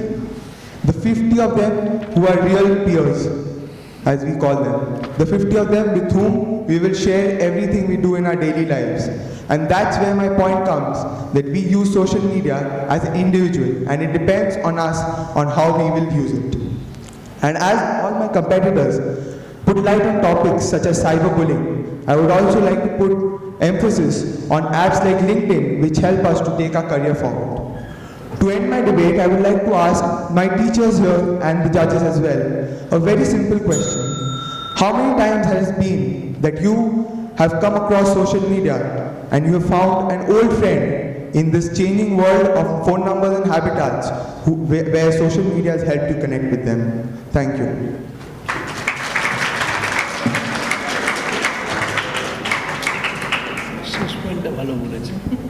Yes, a question from Team G. So well said, but as you said that social media will help you to keep privacy and 50 friends, 50 followers, 50 followings. Okay, 50 followers, 50 followings. As your partner, that the 4th point said, screenshots. What does it mean? Screenshot means among those 50 persons, one can take the screenshots and forward to any one of them. How can you assure that 50 of them are your real peers? Thank you for your question, Interjector. So, as I mentioned in my speech, we have the choice as an individual. We have the choice to keep the 50 people who we dearly trust. Yes. It's our choice on who we choose to accept on our social media accounts, and we accept them knowing that the fact that these people are true to me and they won't circulate any screenshots which I post. Thank you. Question from Team C. As you mentioned in your speech that there are certain apps which help you in your like benefit for you. So how can you say that those apps are like perfectly fine and they are not fraud? Ma'am, because it's reliable. Because on LinkedIn you will find companies like Amazon, Microsoft, Google. Okay, thank you. Okay, I think we'll move on to the next speaker. Thank you. Thank you, Aryan. And to speak from Team F, I invite Zakia Ashraf, who's going to speak for the motion. Social media has influenced the very aspect of each and every human behavior. I mean the very fact that I know where you were last Sunday and what you did is thanks to social media. But is it safe or is it harmful for your social security? Good morning everyone, this is Zakia Ashraf, strongly standing for the motion of the House. Social media gives no scope for having real peers. As of 2019, there were 3.48 billion people actively involved in social media, and the numbers have been increasing ever since. I mean, today when two friends get together, all they talk about is how their favorite influencer have been and what they have posted on social media and what they were doing and how they aspire to become like their influencers. And that is not even a real conversation to start in the first place. Like back in the days when people used to talk about, how their studies have been, people are forgetting what to talk about with their friends nowadays. They get together and all they do is get on Omegle and talk to strangers. Is that a real activity that friends should be involved in? I do not think so. Social media has created a false interpretation of reality. It has set beauty standards that are not real. 9-inch waist for girls. Is that a real thing? No, it's not. And people are getting so influenced by it that they are doing all sorts of things to achieve that thing. It's not a real place. Social media is just making us believe things that are not real. Social media is, creating a sense of stress in our behavior, in our minds, that we are not being able to actually interact with our friends. It is making us nervous. The people who have a lot of friends on social medias are not necessarily the ones who are very famous. They are the most loneliest people in real life. Social media, it just makes us negative in all aspects. Social media is very negative to start in the first place when there is no parental supervision. It's depriving us from having real love. I mean, if I tell my social media friend that my dad has died and all he sends is a dead heart emoji or something, I will be really depressed about it. I would want my friend to calm me down, to pat my head, to give that touch, not someone sending me an emoji or something. That is not empathy. That is wrong. That is not correct. I would want someone to love me at that time, show some actual emotion, not through an emoji. Thereby, I would like to rest my case by saying that we need to make real friends in real life, not on social media. Thank you.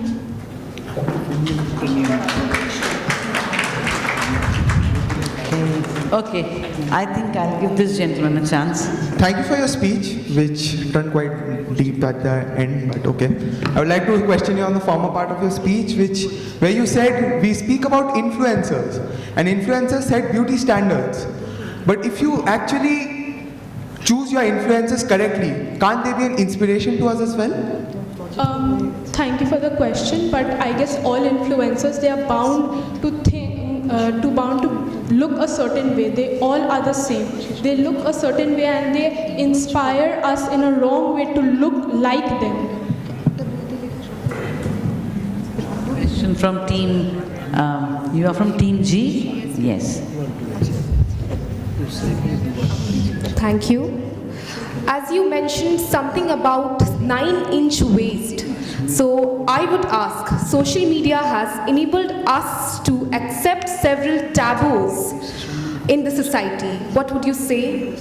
Well, first of all, it has influenced us to accept a lot of social taboos, but then still a major part of social media is continuing to influence young girls to have that 9-inch waist, which is going to make them look beautiful. Otherwise, they are considered, not standard. Okay, question from team D. Okay. Thank you for your speech. So, if the topic was exclusively having real peers, what role does an influencer that you get to watch, that you have no personal contact with, play in this? That is number one. And number two, this relates to a question I asked earlier.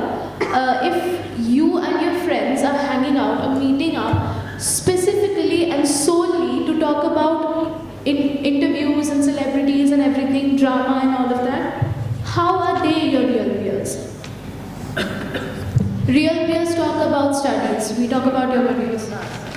I think I mentioned that real peers do talk about studies and peers, and that is not happening nowadays. People are more involved in conversations that include influencers and all. And influencers do influence the way we have a friend group. When you see your influencers having friends and going out in a club, it motivates you in a way to go out with your friends in a club.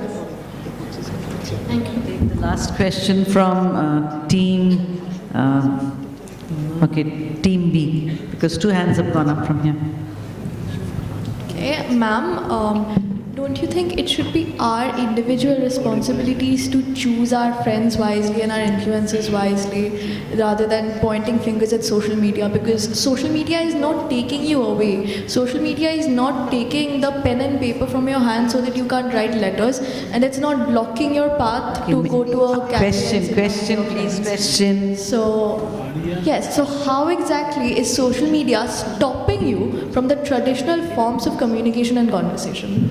Well, first of all, in this moving world, everyone is involved in social media, and it somewhat motivates everyone to get on social media. So what is stopping me is getting social boycotted by people if I am not going according to them. Okay, thank you, Zakia. Now from team F to speak against the motion, we have Purvi Sharma.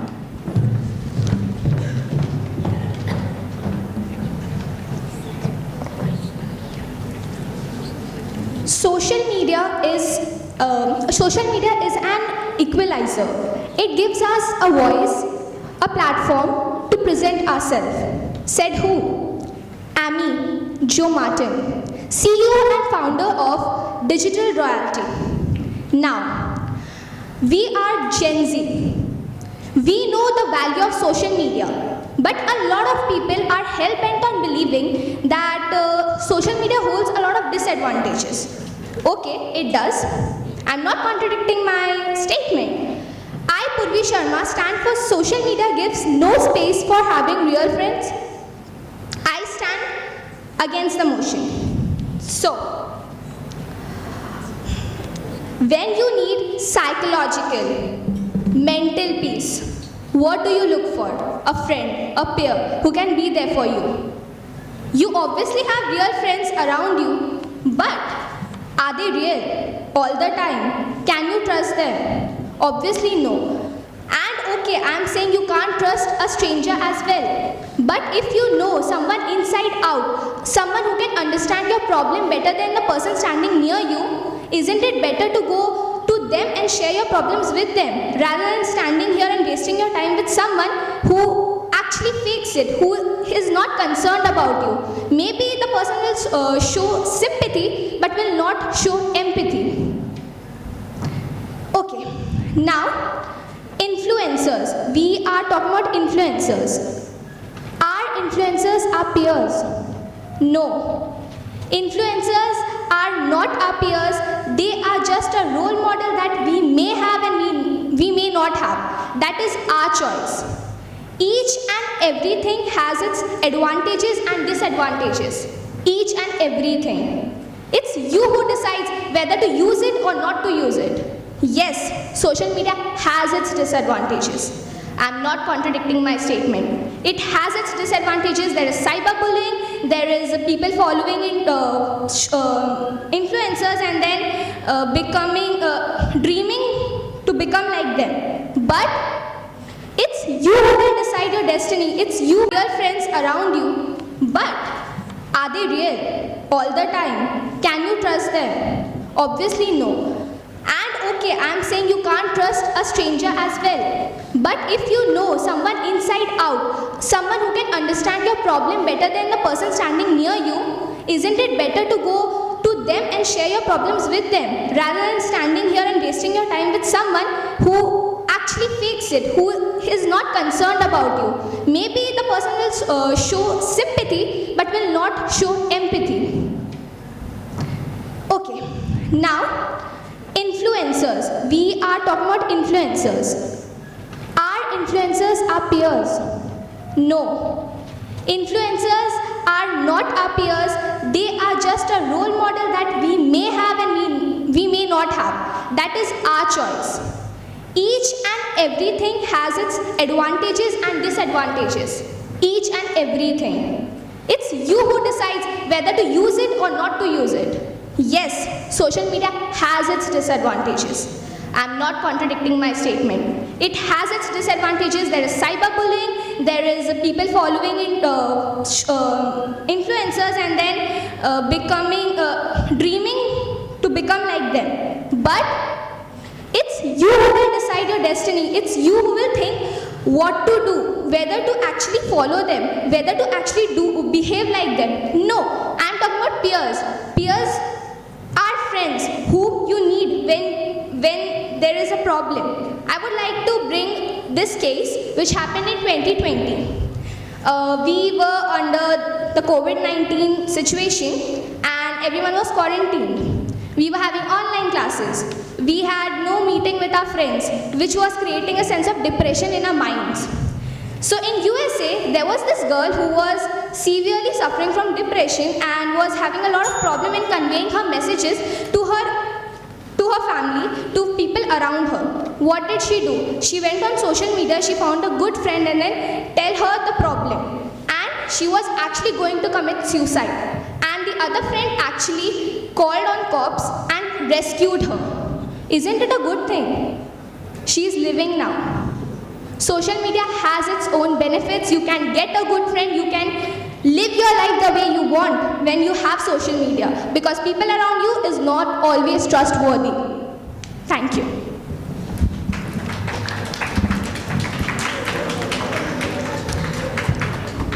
No one else from this side?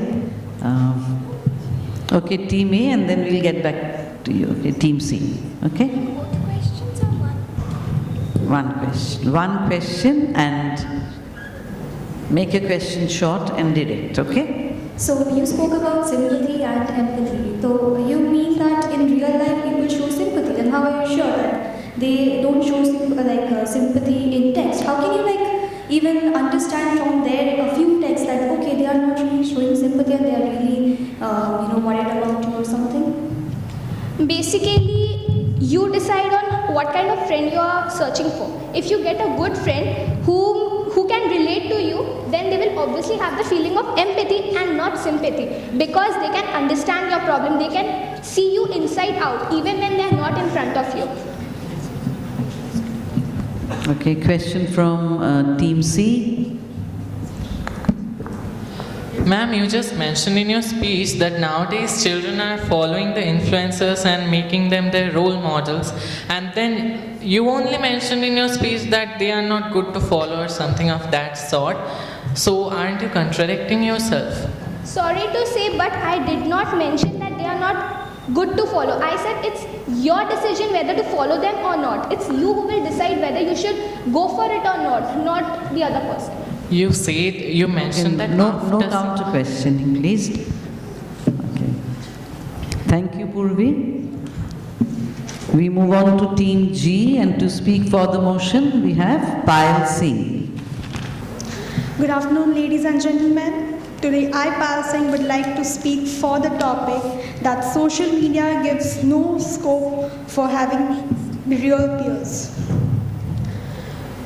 It is All of them talked about connecting peoples and real peers. Can I have peace? I want to discuss that. What is social media? Social media connects people from different parts of the world. It's not about revealing their reality. Connecting people doesn't reveal their reality. It can connect people, they can have nice conversation, friendly conversation, but reality, exposing their emotions, that emotional connections, understanding the people well, it can't be effort from that social media. Then again, moving to that having influenced, we see many posts in the Instagram, Facebook, and we think that, oh, acha, I want to be like her, I want to be like him, or I want something that she possesses, or just demotivate us that why I'm not like him or her. It's not about that, and even we talk these things about among our peers, which motivates them as well, that acha, she likes her, something must be there, then I shall also talk about him or her. It's not called that peer will have real peers can be made in social media. It's all about that connecting people. We can't find that they can have emotional attachment. We can spend, if we are in trouble or we have neighbors, we have our family members, maybe near or far, during our COVID as well. If we are sick or we are in troubles, do we call our social media friends that, yes friend, I'm in trouble or I need help? The first thing is family, and the second most is our parents, family, and then the friends. It's not the social media friends to whom we call and yes, I'm sick, I'm not feeling well, I want to share my personal experience or personal emotions with you. It's not like that. It's all that they connect, we connect them, but it's not sharing our personal attachment or exposing our personal life with them. It's not that. And secondly, peers doesn't exist for friends only. It's like relationship issue as well. Many of them tries to reveal their relationship in the Instagram, Facebook, and all sort of social media aspects. But are they safe? I don't think so. They are not safe. Anything can be happen, misunderstanding, misconception. If they don't want to, means some of them wants to hide them, and then they want to, show off, just for show off they will reveal. It's not safe, anything can happen. So, social media is meant for beneficial aspects, but only for connecting people from different aspects of the world. It's not for making real peers. Thank you. Question from Team H.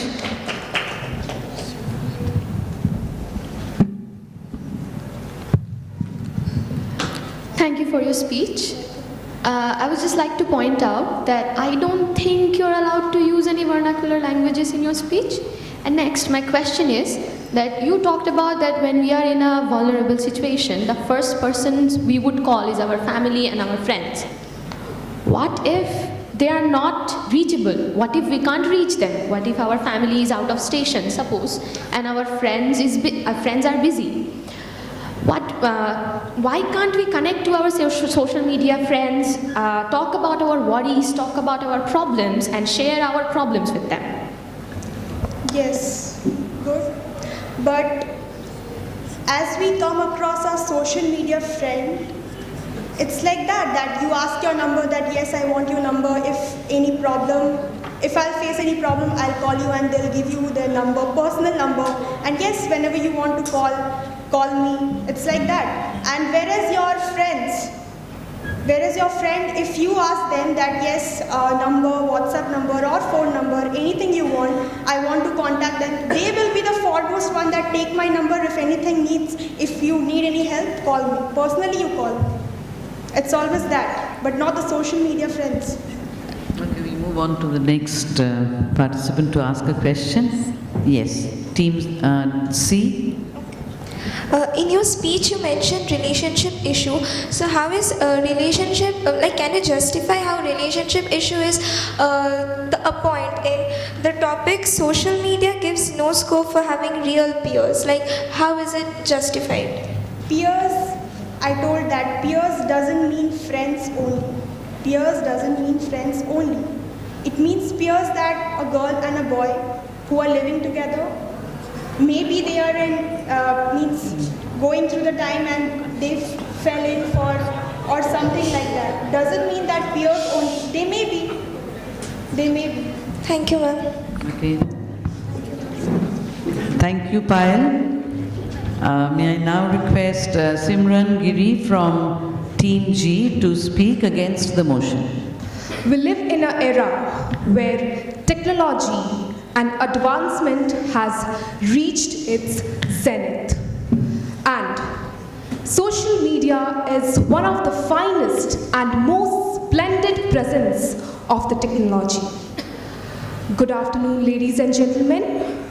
This is Simran Giri, and I welcome you all to this side of the house where I'm absolutely against the motion.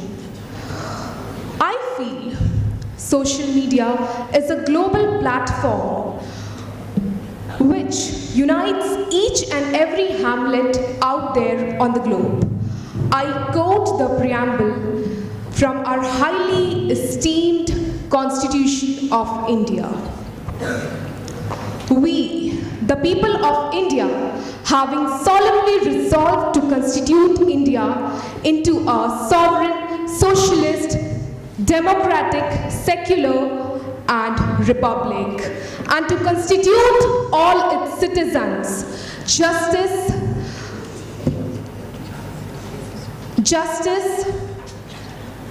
liberty, and fraternity. So here we have come across with the word fraternity, unity, integrity. And I feel social media fully abides by the provisions or the terms and the policy which we say to our constitution. What I feel, social media in no way restricts the scope of having real peers. When we look up into reality, social media broadens the scope of having companion or mates. For instance, if we see today, 90% of our youth is being engrossed in the social media. And I ask my audience, do you all ever wonder what is the reason behind it? Why is it so? And the answer is very simple. It is because we find social media to be a healthier, more happier, and a very humble place to make peers, to have friends, rather than having it on the filthy, mantled, and toxic society where four people, and nobody knows who's that four people talking and criticizing us about everything we do in our lives. We find every individual in the society being concerned about their own interest. Do we really see people thinking about others, really caring for others? And some of my colleagues here, they mentioned about distance. Distance doesn't distance the hearts. It is actually that social media has become such an integral part of our life that in no manner we find any connectivity with the people around us. Social media gives an opportunity to every individual to come up with their ideas, with their interests, and flourish in the very well-suited virtual peer group. My audience have seen my argument, and therefore I conclude social media in no way restricts the scope of having real peer. Wishing you all a very good time ahead. Thank you. We'll take a question from Team F. Yes. Thank you for your speech, ma'am. Ma'am, you quoted the preamble, but I am pretty sure the framers of our constitution did not consider social media into account when they used certain words like social. I'm pretty sure they meant social as in physically social with each other. Okay, so I emphasized on the words fraternity, unity, which is absolutely necessary in our society. And social media is such a big, broad platform which gives us the opportunity to unite throughout the world. And I see brotherhood, fraternity throughout the world. And that is what I hope you got your answer. Thank you. Sit down. No cross questioning. Okay, would like to ask a question? Team D. Towards the end of your speech, you mentioned that social media does not allow us, social media has become so important, an integral part of our lives, that it does not allow us to mix with the people around, and we can only communicate online. Isn't that like contradicting your point? Like, isn't that for the notion? See, if we meet people in the environment, physically if we meet the people, what do we talk about mostly? I ask my audience, what do you all talk about? When we meet your friends, don't you all talk about the things happening on social media, on Instagram, Facebook, on Reels especially? Don't you all talk about it? I hope most of them. Thank you, Simran. You may take your seat.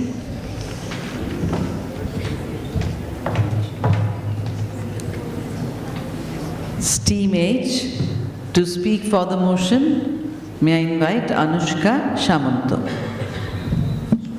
Good afternoon to the panel. Good afternoon to the panel of judges, my fellow participants, and the organizers of this event. At first, I would like to thank... Anushka, I think you're not audible. Get closer to the mic, yes. Good afternoon to the panel of judges, my fellow participants, and the organizers of this event. At first, I would like to thank the organizers for providing me a platform to speak on my views on this wonderful topic. Social media gives no scope for real peers, and I would like to speak in favor of the motion.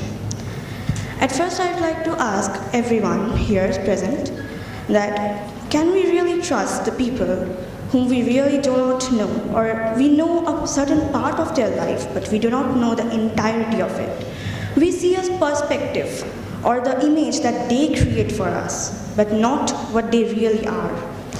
And it creates a scope for fake friends, because we never really know the true intentions of the people who we meet in social media, because we do not know what they want from us or what they truly think of us. They can cloud our judgment. And another point that I would like to point out is that the authenticity of letters, the authenticity of weight is lost in social media, because we do not really wait for the reply of another person that we meet in social media. It's all instant, it's all in the moment, and we never wait, and we never create something precious, because weight makes everything precious. And we live in a generation where everything is fast-paced, everything, including the bullet trains and all. So I think that relationships are something that needs time to build. We need to build trust, we need to have people and create real bonds. Not a fast-paced reply is enough for a relationship. Any kind of relationship, whether it be friends, whether it be any sort of relationship. And there is another thing that my fellow participants pointed out about beauty standards. That influencers often create a beauty standard for us to follow. And we, the people, we are influenced by that. We are influenced by our peers. We think that they're the best, they know everything, but that's not true. Because we all are humans, we all make mistakes, we all often portray ourselves as something we are not in Instagrams or in any kind of apps. So this notion of picture perfect body is often portrayed in Instagrams, and that's not something that is straight out of the truth of life.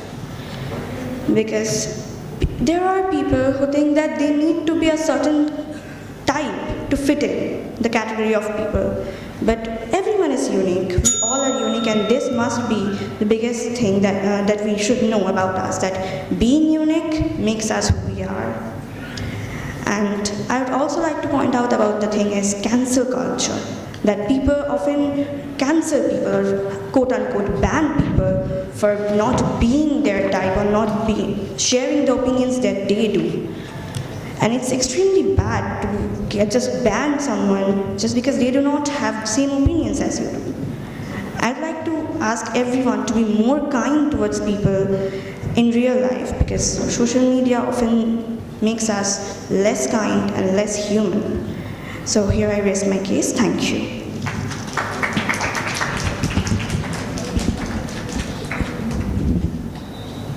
Okay, I'll take a question from Team B. Ma'am, you spoke about cancel culture at the very end of your speech. Now, since your side proposition today, motion of the debate, so your idea of social media is that the platform in general is negative, right? Now, what cancel culture does is that it deplatforms people that are using social media in negative ways. And you already believe that the very mode of social media is negative. So how can you be against cancel culture? Well, cancel culture also means that just cancelling people who are not speaking of their same opinions. There are people who cancel other people for not sharing their opinions, but those opinions might be true. Or people are allowed to have different opinions, aren't they? That's highly debatable. It's very debatable. But it's true. Okay, you cannot give your opinion here. You are there only to ask questions, okay? So yes, Team A. Ma'am, that was a good speech, but you said something, quote unquote, play something nutritious. What do you mean by that? I didn't say something like that. How does that have any connection with social media? I would like to have a word about it. No, I perfectly recall that I didn't use those words. We have a question from Team E. So in your speech, firstly, thank you for your speech, but in your speech you said, weight makes the things precious to us. Don't you feel, and in the later part of your speech you said, we are in an era of bullet trains where everything's fast and all. So don't you think the weight in this era is going to ruin what even the handful of things we have? How is it, I want your justifications on that. Could you please rephrase your question? In your speech, you said weight makes something precious, like for red letters in it. Yes. And in the later part, I heard you saying about bullet trains where everything's fast and all. So weight in this era of everything's being fast, don't you think that's going to turn everything stale? Yes, but when it comes to relationships, bonds, that it needs some time. Time is needed for any kind of bond or any kind of trust to build up. So I think that it's not about bullet trains when it comes to friendships. Thank you. Thank you, Anushka. And may I now invite Annisha Mukherjee from Team H to speak against the motion. A very good afternoon to the panel of judges, our moderator, and my fellow participants. I'm Anvisha Mukherjee, and today I'm going to speak against the motion on the topic that social media gives no scope for having real peers. I would like to begin my speech by asking all of my participants that I hope most of them are class 12 students with their boards looming over their head and the pressure of their future just dangling. And I hope, I'm very sure that they're busy with their tuitions, their school, their academic pressure. And speaking from experience, I would like to say that after all of our school, our tuitions and institutions, we are very tired when we come home. We have little to no time to talk to our friends on face to face. We, quote unquote, we have no time to hang out with them. So sometimes it feels good to go on social media and talk with them in the comfort of our own home, in the comfort of our, while being surrounded by what we know in our comfort zone. We like to talk with them about whatever happened in our day. On my next point, I would like to state a quote by a philosopher whose name I believe is Heraclitus. He said that change is the only constant. I would like to elaborate on that by saying that communication has been there for a long time. Like in olden days, there used to be pigeon mails, there used to be fire signals, and nowadays we have social media. Because in this fast-paced society, I don't believe we have a lot of time for waiting for mails or waiting for telegraphs. Social media helps us connect with people all over the world. It helps us find people of similar interest. If we really want to talk about influencers, while a lot of my fellow participants talked about influencers having bad influence on teenagers with their body images and their beauty standards, I would like to say that they are not the only kind of influencers out there. I have seen videos of food influencers who are themselves recovering from eating disorders, who make videos which help other people who are recovering from eating disorders to eat with them, to have a healthy relationship with food. That type of influencers, I believe, are actually helping teenagers and even adults to get used to their own, to not feel alienated by their own problems. That helps them find people of similar interest and on similar problems, which makes them feel that they're not the only ones. Another thing I would like to say is that everyone talked about the COVID-19 lockdown era. In the COVID-19 lockdown era, everyone was bored and everyone was isolated. The only fun we had was seeing in trends, like I'm sure everyone has tried dalgona coffee during the whole lockdown period. We have all tasted it and we have all danced and felt good to Toxic by Britney Spears, I presume.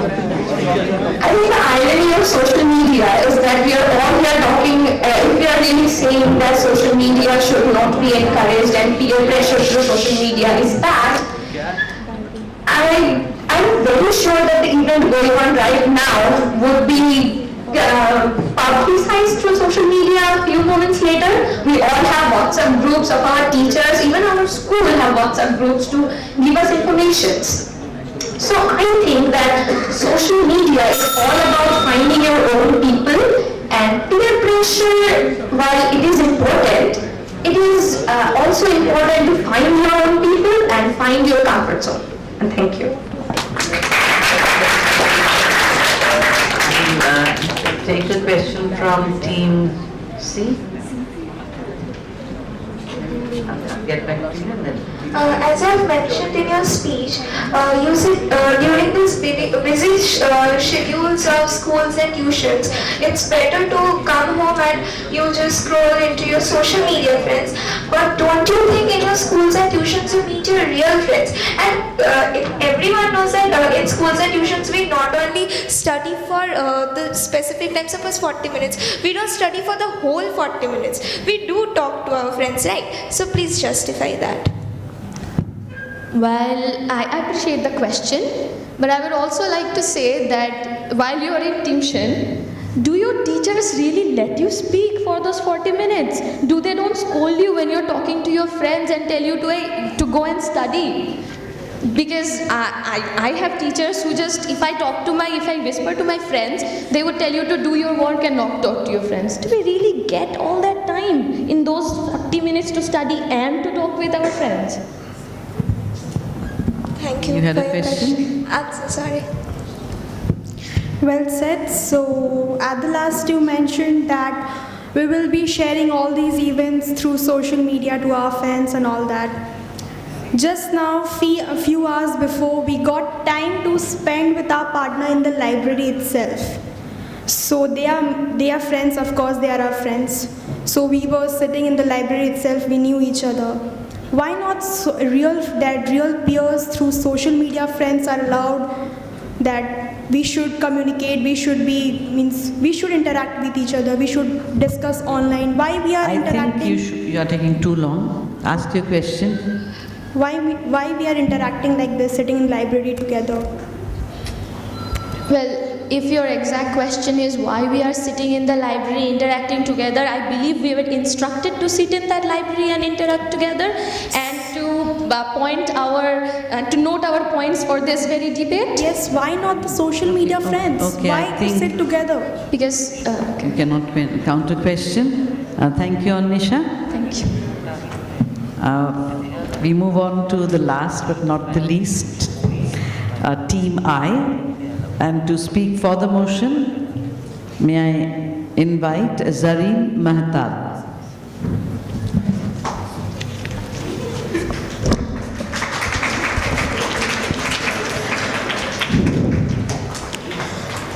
Good afternoon, ladies and gentlemen, distinguished judges, my fellow debaters, and a wonderfully giggling audience.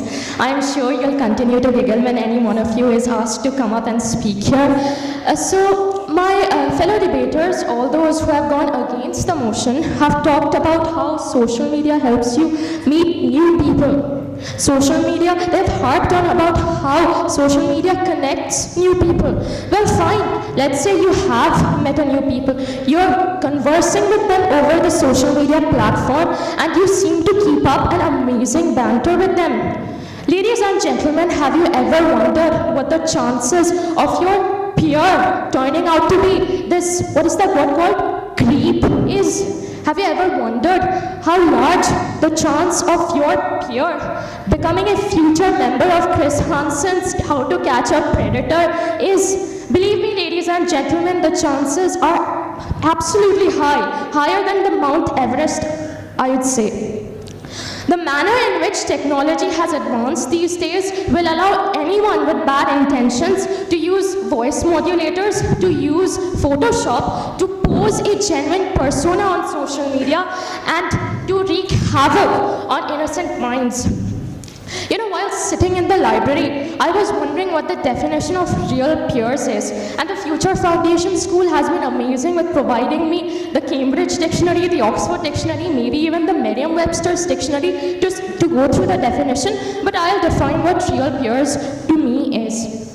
I believe real peers are all those people you can trust. Real peers are all those people you can count on to have genuine opinions and genuine reactions to your conversations. Using social media or through the screen of social media, do you have any relaxation at the thought that your conversations are genuine, that your friendships are genuine, that the people who are inundating you with smiley emojis with black and white texts are actually feeling the emotions in real life? Even Sherlock Holmes, with all his sources and all his investigation skills, could not have assured you of that fact. So I have delved deep into why social media gives you very little or no scope at all of maintaining and obtaining real peers. I'll tell you why social media also gives you no scope or decreases your scope of having real peers in real life. First of all, depression, body dysmorphia are vices that are propagated by instruments like social media platforms. These vices are forcing people to stay back in their homes, to pick apart at their insecurities, and to not go out in the world and experience what real peers are, what real friendships are. And fourthly, and finally, social media platforms are causing your social skills to dwindle. I can name certain people in my class who have the social skills of a cardboard because of the rampant use of social media platforms, employment of black and white letters, of texts, of bland smiley emojis, and also the screen of social media guarding you from conflict, from tension, from real emotions that pervade real conversations are causing your social skills to dwindle, ladies and gentlemen. I hope with these 4 points I've been able to convince you why social media provides you no scope to have real peers not only on the platform itself, but also is decreasing and reducing your chances of having real friends in real life as well. Thank you.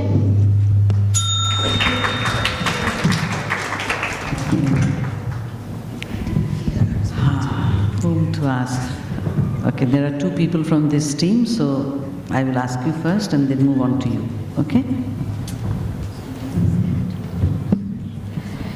You talked about conflict. Can I just ask you, aren't you encouraging more conflict by calling the rest of your peers having the social capabilities of a cardboard? Is that not derogatory?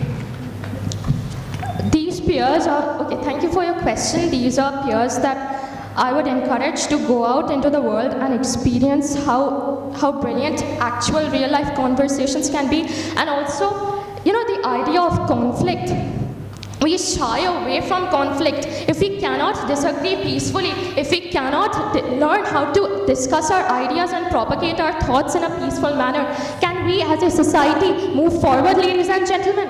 I hope I have been able to answer your question. Not quite, but it's okay. Okay, team C, keep your question short. As you mentioned about the child predators in your speech, this concept can be in the real world too, and the fact that this concept has creeped from the real to virtual world as well. So please justify that. Okay, so peers are people you usually associate with your own age group. I think we all know that. And I feel like if your peers or people your age turn out to be child predators, you should have made a better decision, a better choice of your friends. Okay, thank you. No, I think we will not take any more questions. Okay, thank you, Zareen. Thank you, ma'am. And we move on to the final speaker, Kaushiki Sen, to speak against the motion. As the last speaker of the day, I feel particularly obliged to quote Shashi Tharoor here. I feel like Henry VIII's last wife. I more or less know what's expected of me, but I do not know exactly how to be different than the others. A very good afternoon to the respected judges, my fellow debaters, and the audience who still hasn't taken a cue and stopped giggling. Today, the House believes that social media does not give us a chance to have real peers, and I strongly stand against the motion. Real peers. I had speakers today who said that they do not believe in the definition of peers from the Dictionary of Oxford. Perhaps they don't, but I think we can all agree on the fact that who our peers are does not change from the fact about how far they are from us. Imagine the irony of the situation. Just because they are on social media, just because you cannot look at them in front of your faces, just because you can't hear them, they are not your real peers? What kind of friends are they if the distance make them less of peers for you? What is it, ladies and gentlemen, that stops them from becoming your real peers? It's not social media, it's your mind. Let me speak about the connectivity that social media has brought across. 2 billion people connected. Let's leave behind these 2 billion people. A friend of yours was moved away to another country. A friend of yours was moved away to another continent. How are you going to meet them? Unless it is through social media. Are they going to stop being your real peers because they simply moved away? A few of our speakers here felt targeted. They felt targeted by their teachers. They felt betrayed by their friends, by their fake friends online, as they like to put it. But tell me, dear audience, cannot these real friends, so-called real friends of your physical world, not be holding a facade in front of your face? Perhaps they're very good actors. Perhaps they're acting in front of you. What is the guarantee of the fact that they are genuine, that their emotions for you are genuine? And when we speak about emotions, I must say, the speakers today seems to have a lot of problem in expressing their emotions through social media. This is a barrier of the mind. What is stopping you from video calling your friend, texting your friend, and sharing emotions with them? Is this really an excuse to debar social media, to call it, and I quote, a place for unreal peers. Security, a very justifiable concern raised by the opposition. I will agree, yes. But we do so many things online today and our security could be threatened in any of those. We need to take responsibility. We need to take responsibility for our very own security. We cannot go around blaming people. We need to make sure that we're not the targets of cyberbullying. Last but not the least, it all boils down to one thing, and that is self-control. Ladies and gentlemen, the most intelligent species of the world, humans, sitting here, we do not have self-control apparently to control ourselves from social media. And that self-control is what's truly impeding you from making real peers. It's time we stop blaming social media, stop blaming it for not giving us enough real life connection. Because the last time I checked, social media did not grab you by the feet and say, oh please sir, I'm stopping you from making real world connections. Social media is assisting you in making real world connections, making real peers. It's time we accept that. Thank you.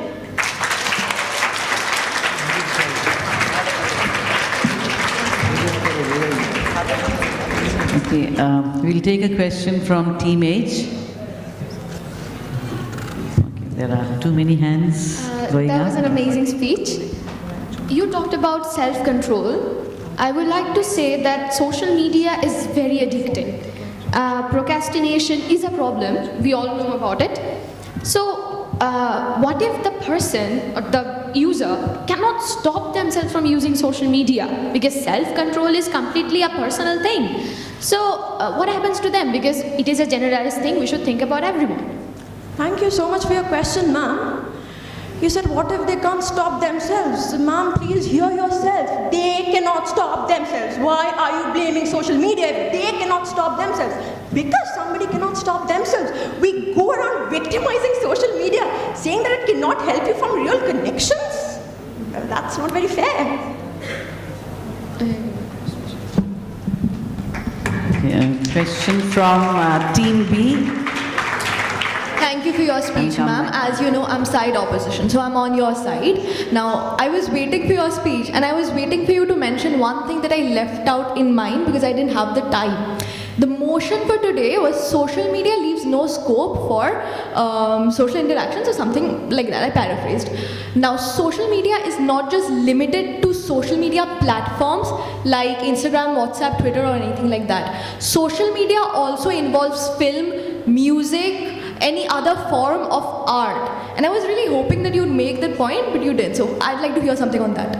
Oh, well, ma'am, thank you for the question. First and foremost, this is my speech, ma'am. I'm sorry you didn't get time, but that doesn't mean you'll interrupt my speech and expect me to speak your point. Sorry. Okay. Very sorry. But because you mentioned, let me pleasure you by saying something. Do you want me to enter into the world of movie, enter into the world of films, make Taylor Swift my peer or make Satyajit Ray my peer, someone, because I clearly don't understand how I'm supposed to interpret that point. Okay. But you would have done a better job. Thank you, Team B. This is to remind you, you are supposed to frame your questions based on the content of the speaker. You know, not on what she has left out. Okay? Thank you so much. So with this, we come to the end of a very, very scintillating round of debating. Is there anybody from the audience who would like to question? Yes, if you have a serious question, just don't put your hand up because you want to be seen. Okay? Good afternoon to all the panelists. Firstly, the speeches were fantastic. Secondly, I am very shocked that none of you actually mentioned anything about homeschooling, because most people who are homeschooled are devoid of social interactions and have communication issues. And the only way for them to communicate is through social media. This is what is helping them vocalize, right? And that social media is thus a need for them. So my question mostly to the people who were for the motion, what is your stance on homeschooling? And I was against the motion, but can I answer that? Sure. So, ma'am, when it comes down to homeschooling, ma'am, are you trying to say that this person being homeschooled lives in the middle of the Sahara Desert, that they can't possibly go out and speak with their neighbors? Thank They are not you. devoid of social interaction. They are not. Okay. Thank you for your question, Drupadi, and thank you for your very smart answer. But I think one of the speakers, Shreyashi Sinha, she had probably touched upon these issues, like people who cannot interact in person. They take the help of social media. So you need to be, more attentive as audience. Can I ask one question? Is there... a lot of you made the point that influencers and social media turn people into conformists, right? But on social media, you also see a lot of controversial opinions about things that make me want to take a bath. How do you explain this? Aren't these real emotions? Why would someone say something so controversial that they couldn't say in the real world? I think if we are here for a debate competition, debate in itself is very much controversial. Next, if I want to say that in social media, if someone is stating something very controversial, it is completely the user's choice to believe the controversial fact or not. Which side they're taking, which side they're not, it is the user's choice. No, I look like a lot of people said that. Okay, I think we will give Team B a chance to give you an answer. I do not worry. I won't be like my fellow opponent here with the derogation. I will not be like that. So I'll choose to answer your question. I'll choose to answer your question with conviction. And I would much rather agree with what Team H said, that controversies out there are just as much as prevalent as the controversies that we face face-to-face interaction. Excuse me, but I don't think you understood what I meant to say. Okay. When I said controversy, I mean opinions that they wouldn't be able to say in the real world, like publicly, like the real feelings. Okay, you've had your say. If you do not like Amitabh Bachchan, you can very well go tell the person sitting beside you. Okay, that you I do think not like they'll be here and they can talk to you and take your opinion later on. Okay, thank you so much. Oh, he has a very short answer. Yes, I'll have a very short answer because the fact that you said they speak about something which they can't say in the real world. So I would like to answer your question with just one term, which is known as attention seekers.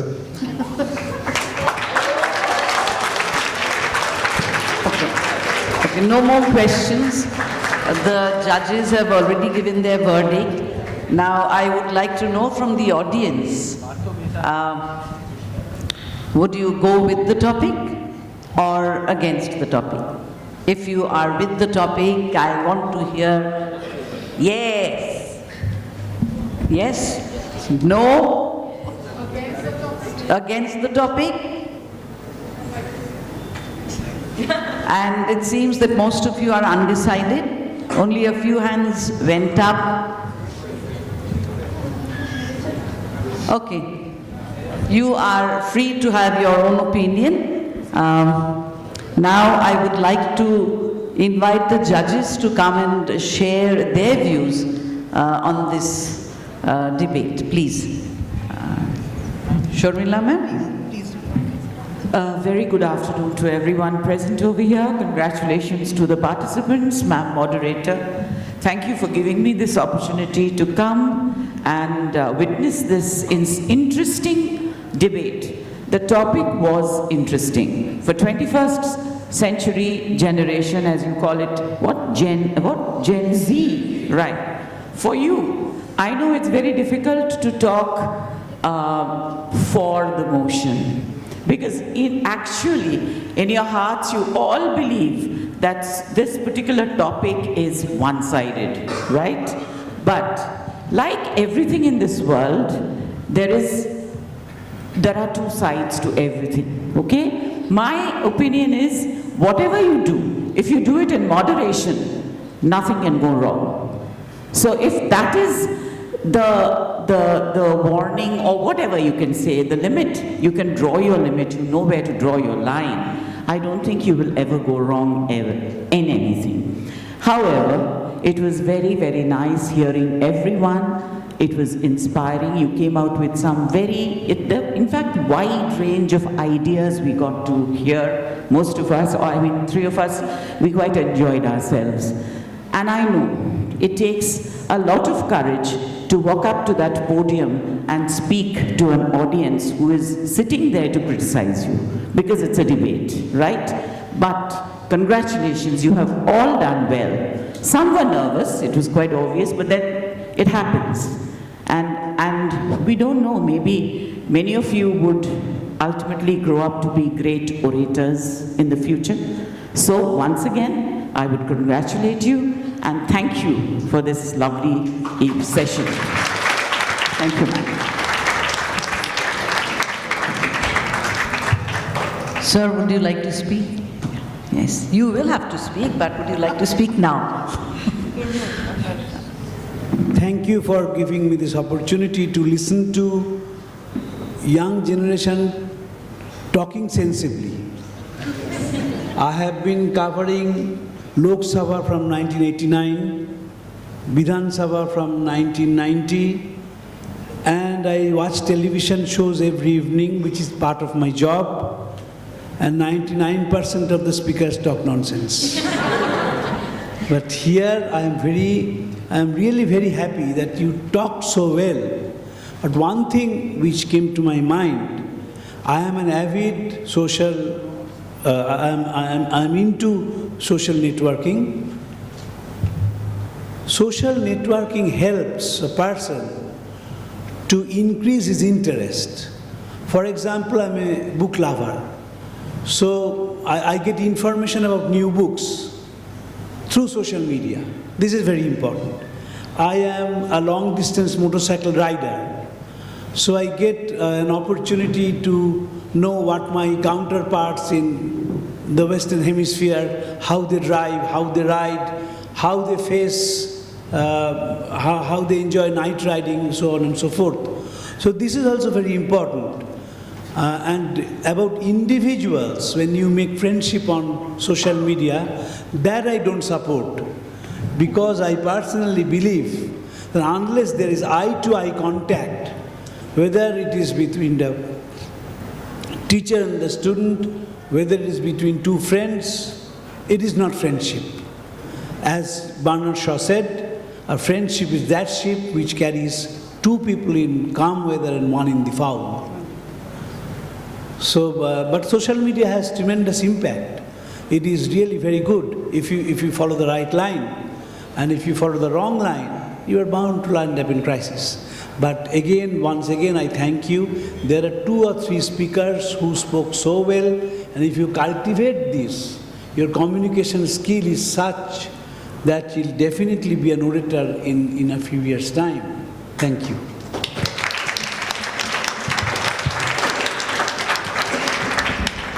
Yes, over to Orpita ma'am. Thank you so much to the Foundation School as always, and the teachers here, meeting all the warm faces and the old faces. It is always wonderful to meet Americans and to be witness to their brilliance. So smart, so articulate. I wonder what we were when we were of their age. For example, like this. So uninvolved, because you put a mirror to us to correct ourselves, in fact. So such subtle, such nuanced understanding of things. And I think most of my generation and the older people will agree with me when I say that we are much more involved, much more intelligent in the generation than we were. The topic in itself is debatable, definitely very contentious, very debatable, and justice was done from both sides. There cannot be any kind of conclusion to it. This debate is open-ended. Therefore, I think Arjuna was disappointed when the particular conclusion came up. So, because it is open-ended, because it is very diverse in its implications, the idea of the debate is, the idea of the argument is very very pluralistic and diverse in its implications. There can be both sides to it and both equally convincing. And it is the sheer brilliance of the participants that they very justifiably could emphasize the different facets that are available to this discussion. I agree with Toshan that the idea of the implications of the term peer needs to be understood in a broader scope. So we cannot confuse friendship with peerhood. Peer can be of a different kind. She was put down very summarily, which is again part of the debate. I understand. That is again the tone of the debate. I don't remember her name, but she did point out one important aspect which again was pointed out by one of our peers here, that one can share and one can broaden one's scope of interest through social media. But then again, we need to also acknowledge that social media is not uniform or homogeneous. It is very heterogeneous. Facebook to us is the end of social media for our generation. I have heard people say, I've heard my son say that Facebook is for older people. It's for older people. It's for Instagram. Again, there are younger generation who do not do social media. That is again something. It is not that we try to stereotype the younger generation instead. There are a large cross-section among them who do not do social media. And it might amaze us. They are very cautious and responsible about it. So rather than dictating terms to them, I would completely entrust upon them to make right choices. Because coming back, my circular motion, they are a generation who can be trusted. Thank you. Very, very much.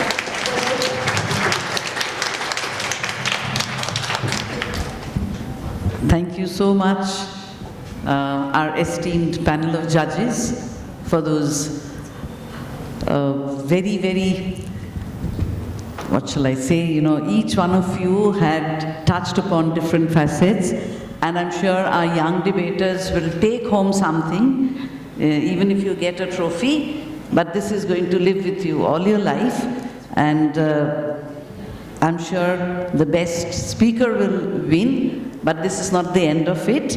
Each one of you has been very, very good, and at times I felt like I was like a dinosaur amongst you, because many of the words, Generation V, and there were so many words that I have noted it down. I also have a young daughter at home. I'll go and probably, brush my knowledge up, and next time I'll be a smarter person on stage. So thank you so much. Thank you, audience, and thank you, participants, and thank you, our judges, and I think we'll take a short break now. Yes.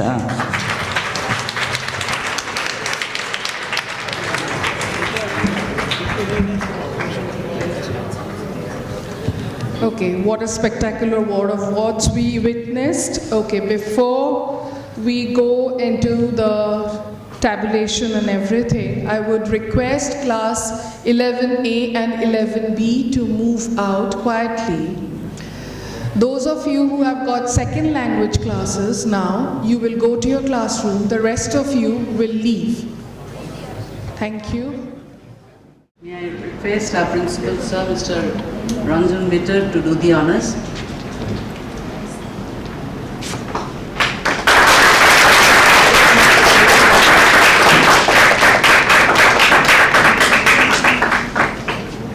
You've been waiting with bated breath, and we've kept you waiting for quite some time, because as I told you, the calculations took a lot of time. So we begin with the first runner-up team, and any guesses? Okay, I'll not keep you waiting any further. The Frank Anthony Public School. The first runner-up team is the Frank Anthony Public School, and the team members are Yug Arthya and Aryan Dey.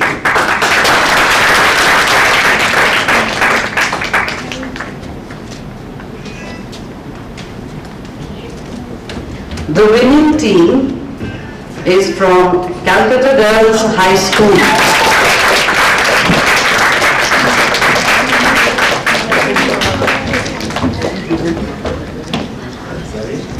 And the team members are Zareen Mehta and Kaushiki Sen.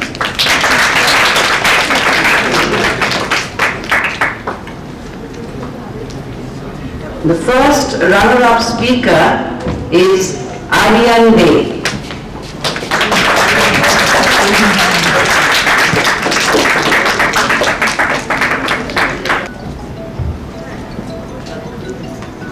From the Frank Anthony Memorial School. And the best speaker is Kaushiki Sen from Calcutta Girls High School.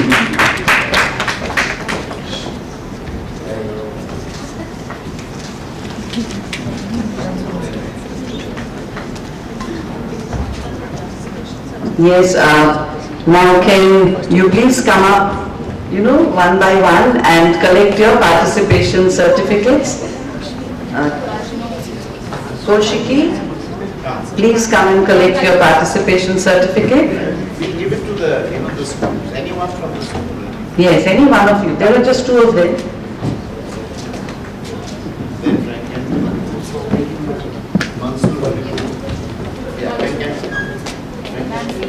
Anybody from Mansoor Habibullah there? Or have they left? Oh, you are there, okay. Mahadevi Bella.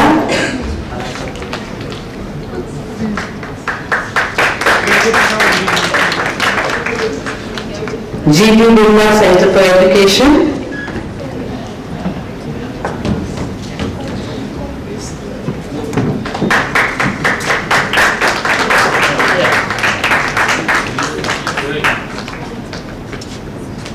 Agpur National Model School, please. Come quite some distance.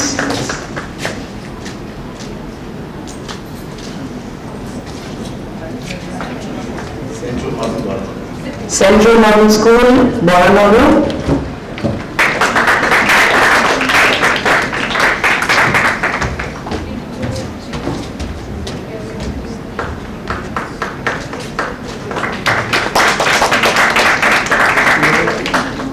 Loreto Convent School.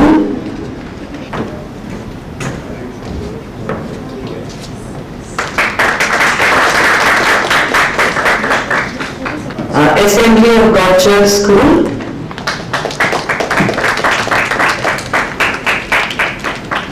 Are you from Assembly of God Church Park Street or Gajtala? Okhra, okay.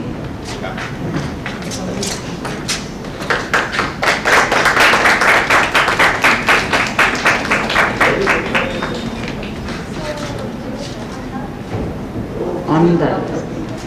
May I now request Sir to give the vote of thanks. Good afternoon, and we come to a happy end of the Frank Anthony Memorial Debate. We've had the honor this year of having the Frank Anthony School itself participating here in the Frank Anthony debate. And it goes to show, you see, there are so many things happening in the education world, in the education fraternity. But, there was a certain foresight in Mr. Anthony himself and the founders of the other founders of the Council for Indian School Certificate Examinations, thanks to which we have competitions like this. Holistic education is not something born out of NEP 2020. Holistic education has been around in this country for a very long time, and in terms of school boards, I think this particular council took a lead over others by introducing things like this and the Albert Barrow Memorial Competition and other things like this. So therefore, that's very important. In another context, you see, you might be knowing about Frank Anthony. He was a very famous jurist, a very famous parliamentarian, a brilliant orator, and somebody whom the first Prime Minister of India, Jawaharlal Nehru, had approached to set up an Indian board to succeed what we then knew as Cambridge. So Cambridge has come back to this country in its foreign avatar. But the CISCE, born out of Cambridge, has been able to carve out a unique presence and existence for itself. Because, you know, India, whether we like it or not, is a bit of a peculiar country. We don't exactly do what is staple elsewhere in the world. So while there's definitely a growing presence of what we call international schools, which represent largely the IEP and the IGCSE in India, nevertheless, the Council has been unique in its endeavor to promote a fusion between what was the best in international education and what is the best in contemporary Indian reality of education. It's a very, very difficult exercise, a big tightrope walking which the Council has been doing for more than 60 years now with wonderful efforts, with wonderful results actually. Very often we fail to recognize that in our quest to laud whatever is published in the newsprint. We fail to realize what the CISCE and its affiliated schools have done. More importantly, you know, in a country where you can find answer scripts on the railway platforms, this is one board which has only 2,800 schools today. That's all. Not hundreds of thousands, not tens of thousands, less than 3,000. Which basically means that it could be called a boutique set of schools. Do you know the concept of a boutique hotel? A boutique hotel sets itself apart from whatever else are the crop of hotels. And they are usually upmarket, but what's very important is that they are small. They capture the beauty of the mantra, small is beautiful. So here too, this is a bouquet board, because it has 2,800 schools today in its fold, and because of that you get far more focused attention, not only in your schools but also in terms of attention when your papers are examined in the boards, also in terms of bridging communication gaps between school and board. This is something that school children and their parents seldom come to realize. Very often schools also don't realize. It is only when you have the experience of multiple boards you realize it. And in terms of if you were to follow international boards, your acceptance in India, should you decide to stay back after class 12, is abysmal. It's there on paper, but it's not there in reality. So that's a little bit about CISCE. If we look at our neighboring countries, there's no equivalent of this. And in most countries of the world, you have state education. Whether you go to France or Germany or Norway, Sweden, Denmark, UK, and private education is for a very, very small crop of people. So, you know, we are very happy, we are very lucky that in India, at somewhat affordable rates and prices and costs, we are able to send children to a private national board. This is very, very unique. We seldom realize this. So this is about that. And as I said, things like debating, things like creative writing allows you to pursue holistic education. More importantly, it allows you to hone your skills in a language that is at once Indian and international. When we look at our successes in the world of IT, we seldom realize that apart from the technical and the technological enabling factors, the fact that Indians are normally good in maths and logic, the biggest plus point is that we are able to access the global lingua franca, namely English, as if it was our mother tongue. This is something not to be lost, particularly in a state where English was relegated to a language to be pursued in the secondary section of the school till some years ago. And the current government which is here, one of its major agenda points while coming to power in the first place, was revising that concept and putting English as a medium of education right from the roots. So there are, I'm not talking politics here, but we've learned this. And it's important that we continue to cultivate English from the basics, at least where parents, children and schools are available. There are many areas of India where this is not the case. You don't find an ICSE school, you don't find qualified English teachers, and you don't find parents who can afford to send their children to such schools.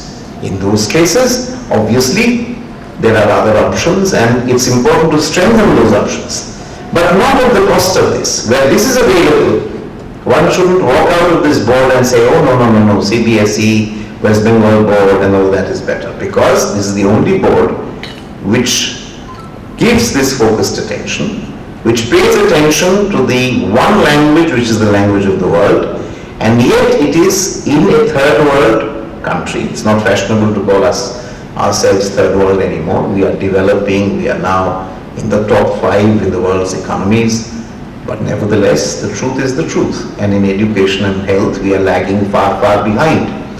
And in a country where people in a particular state, I'll name it for convenience, in Punjab, you're selling off houses, land, property, gold to send your children to foreign lands to get educated. In that country particularly, CISE is a message of promise. I'm not holding judgment here on whether those people going abroad in small little boats and seeking illegal migration are doing the right things. I'm just saying that I think it's a boon to have a board like CISE. Having said that, I'd like to thank not only you and your schools, but also our teachers and students who've been part of the organization of this unique event. So I don't want to belittle their contribution. It's thanks to them that we've been able to put up this show. Thank you and welcome to the school again whenever next is possible to all of you. Thanks a lot.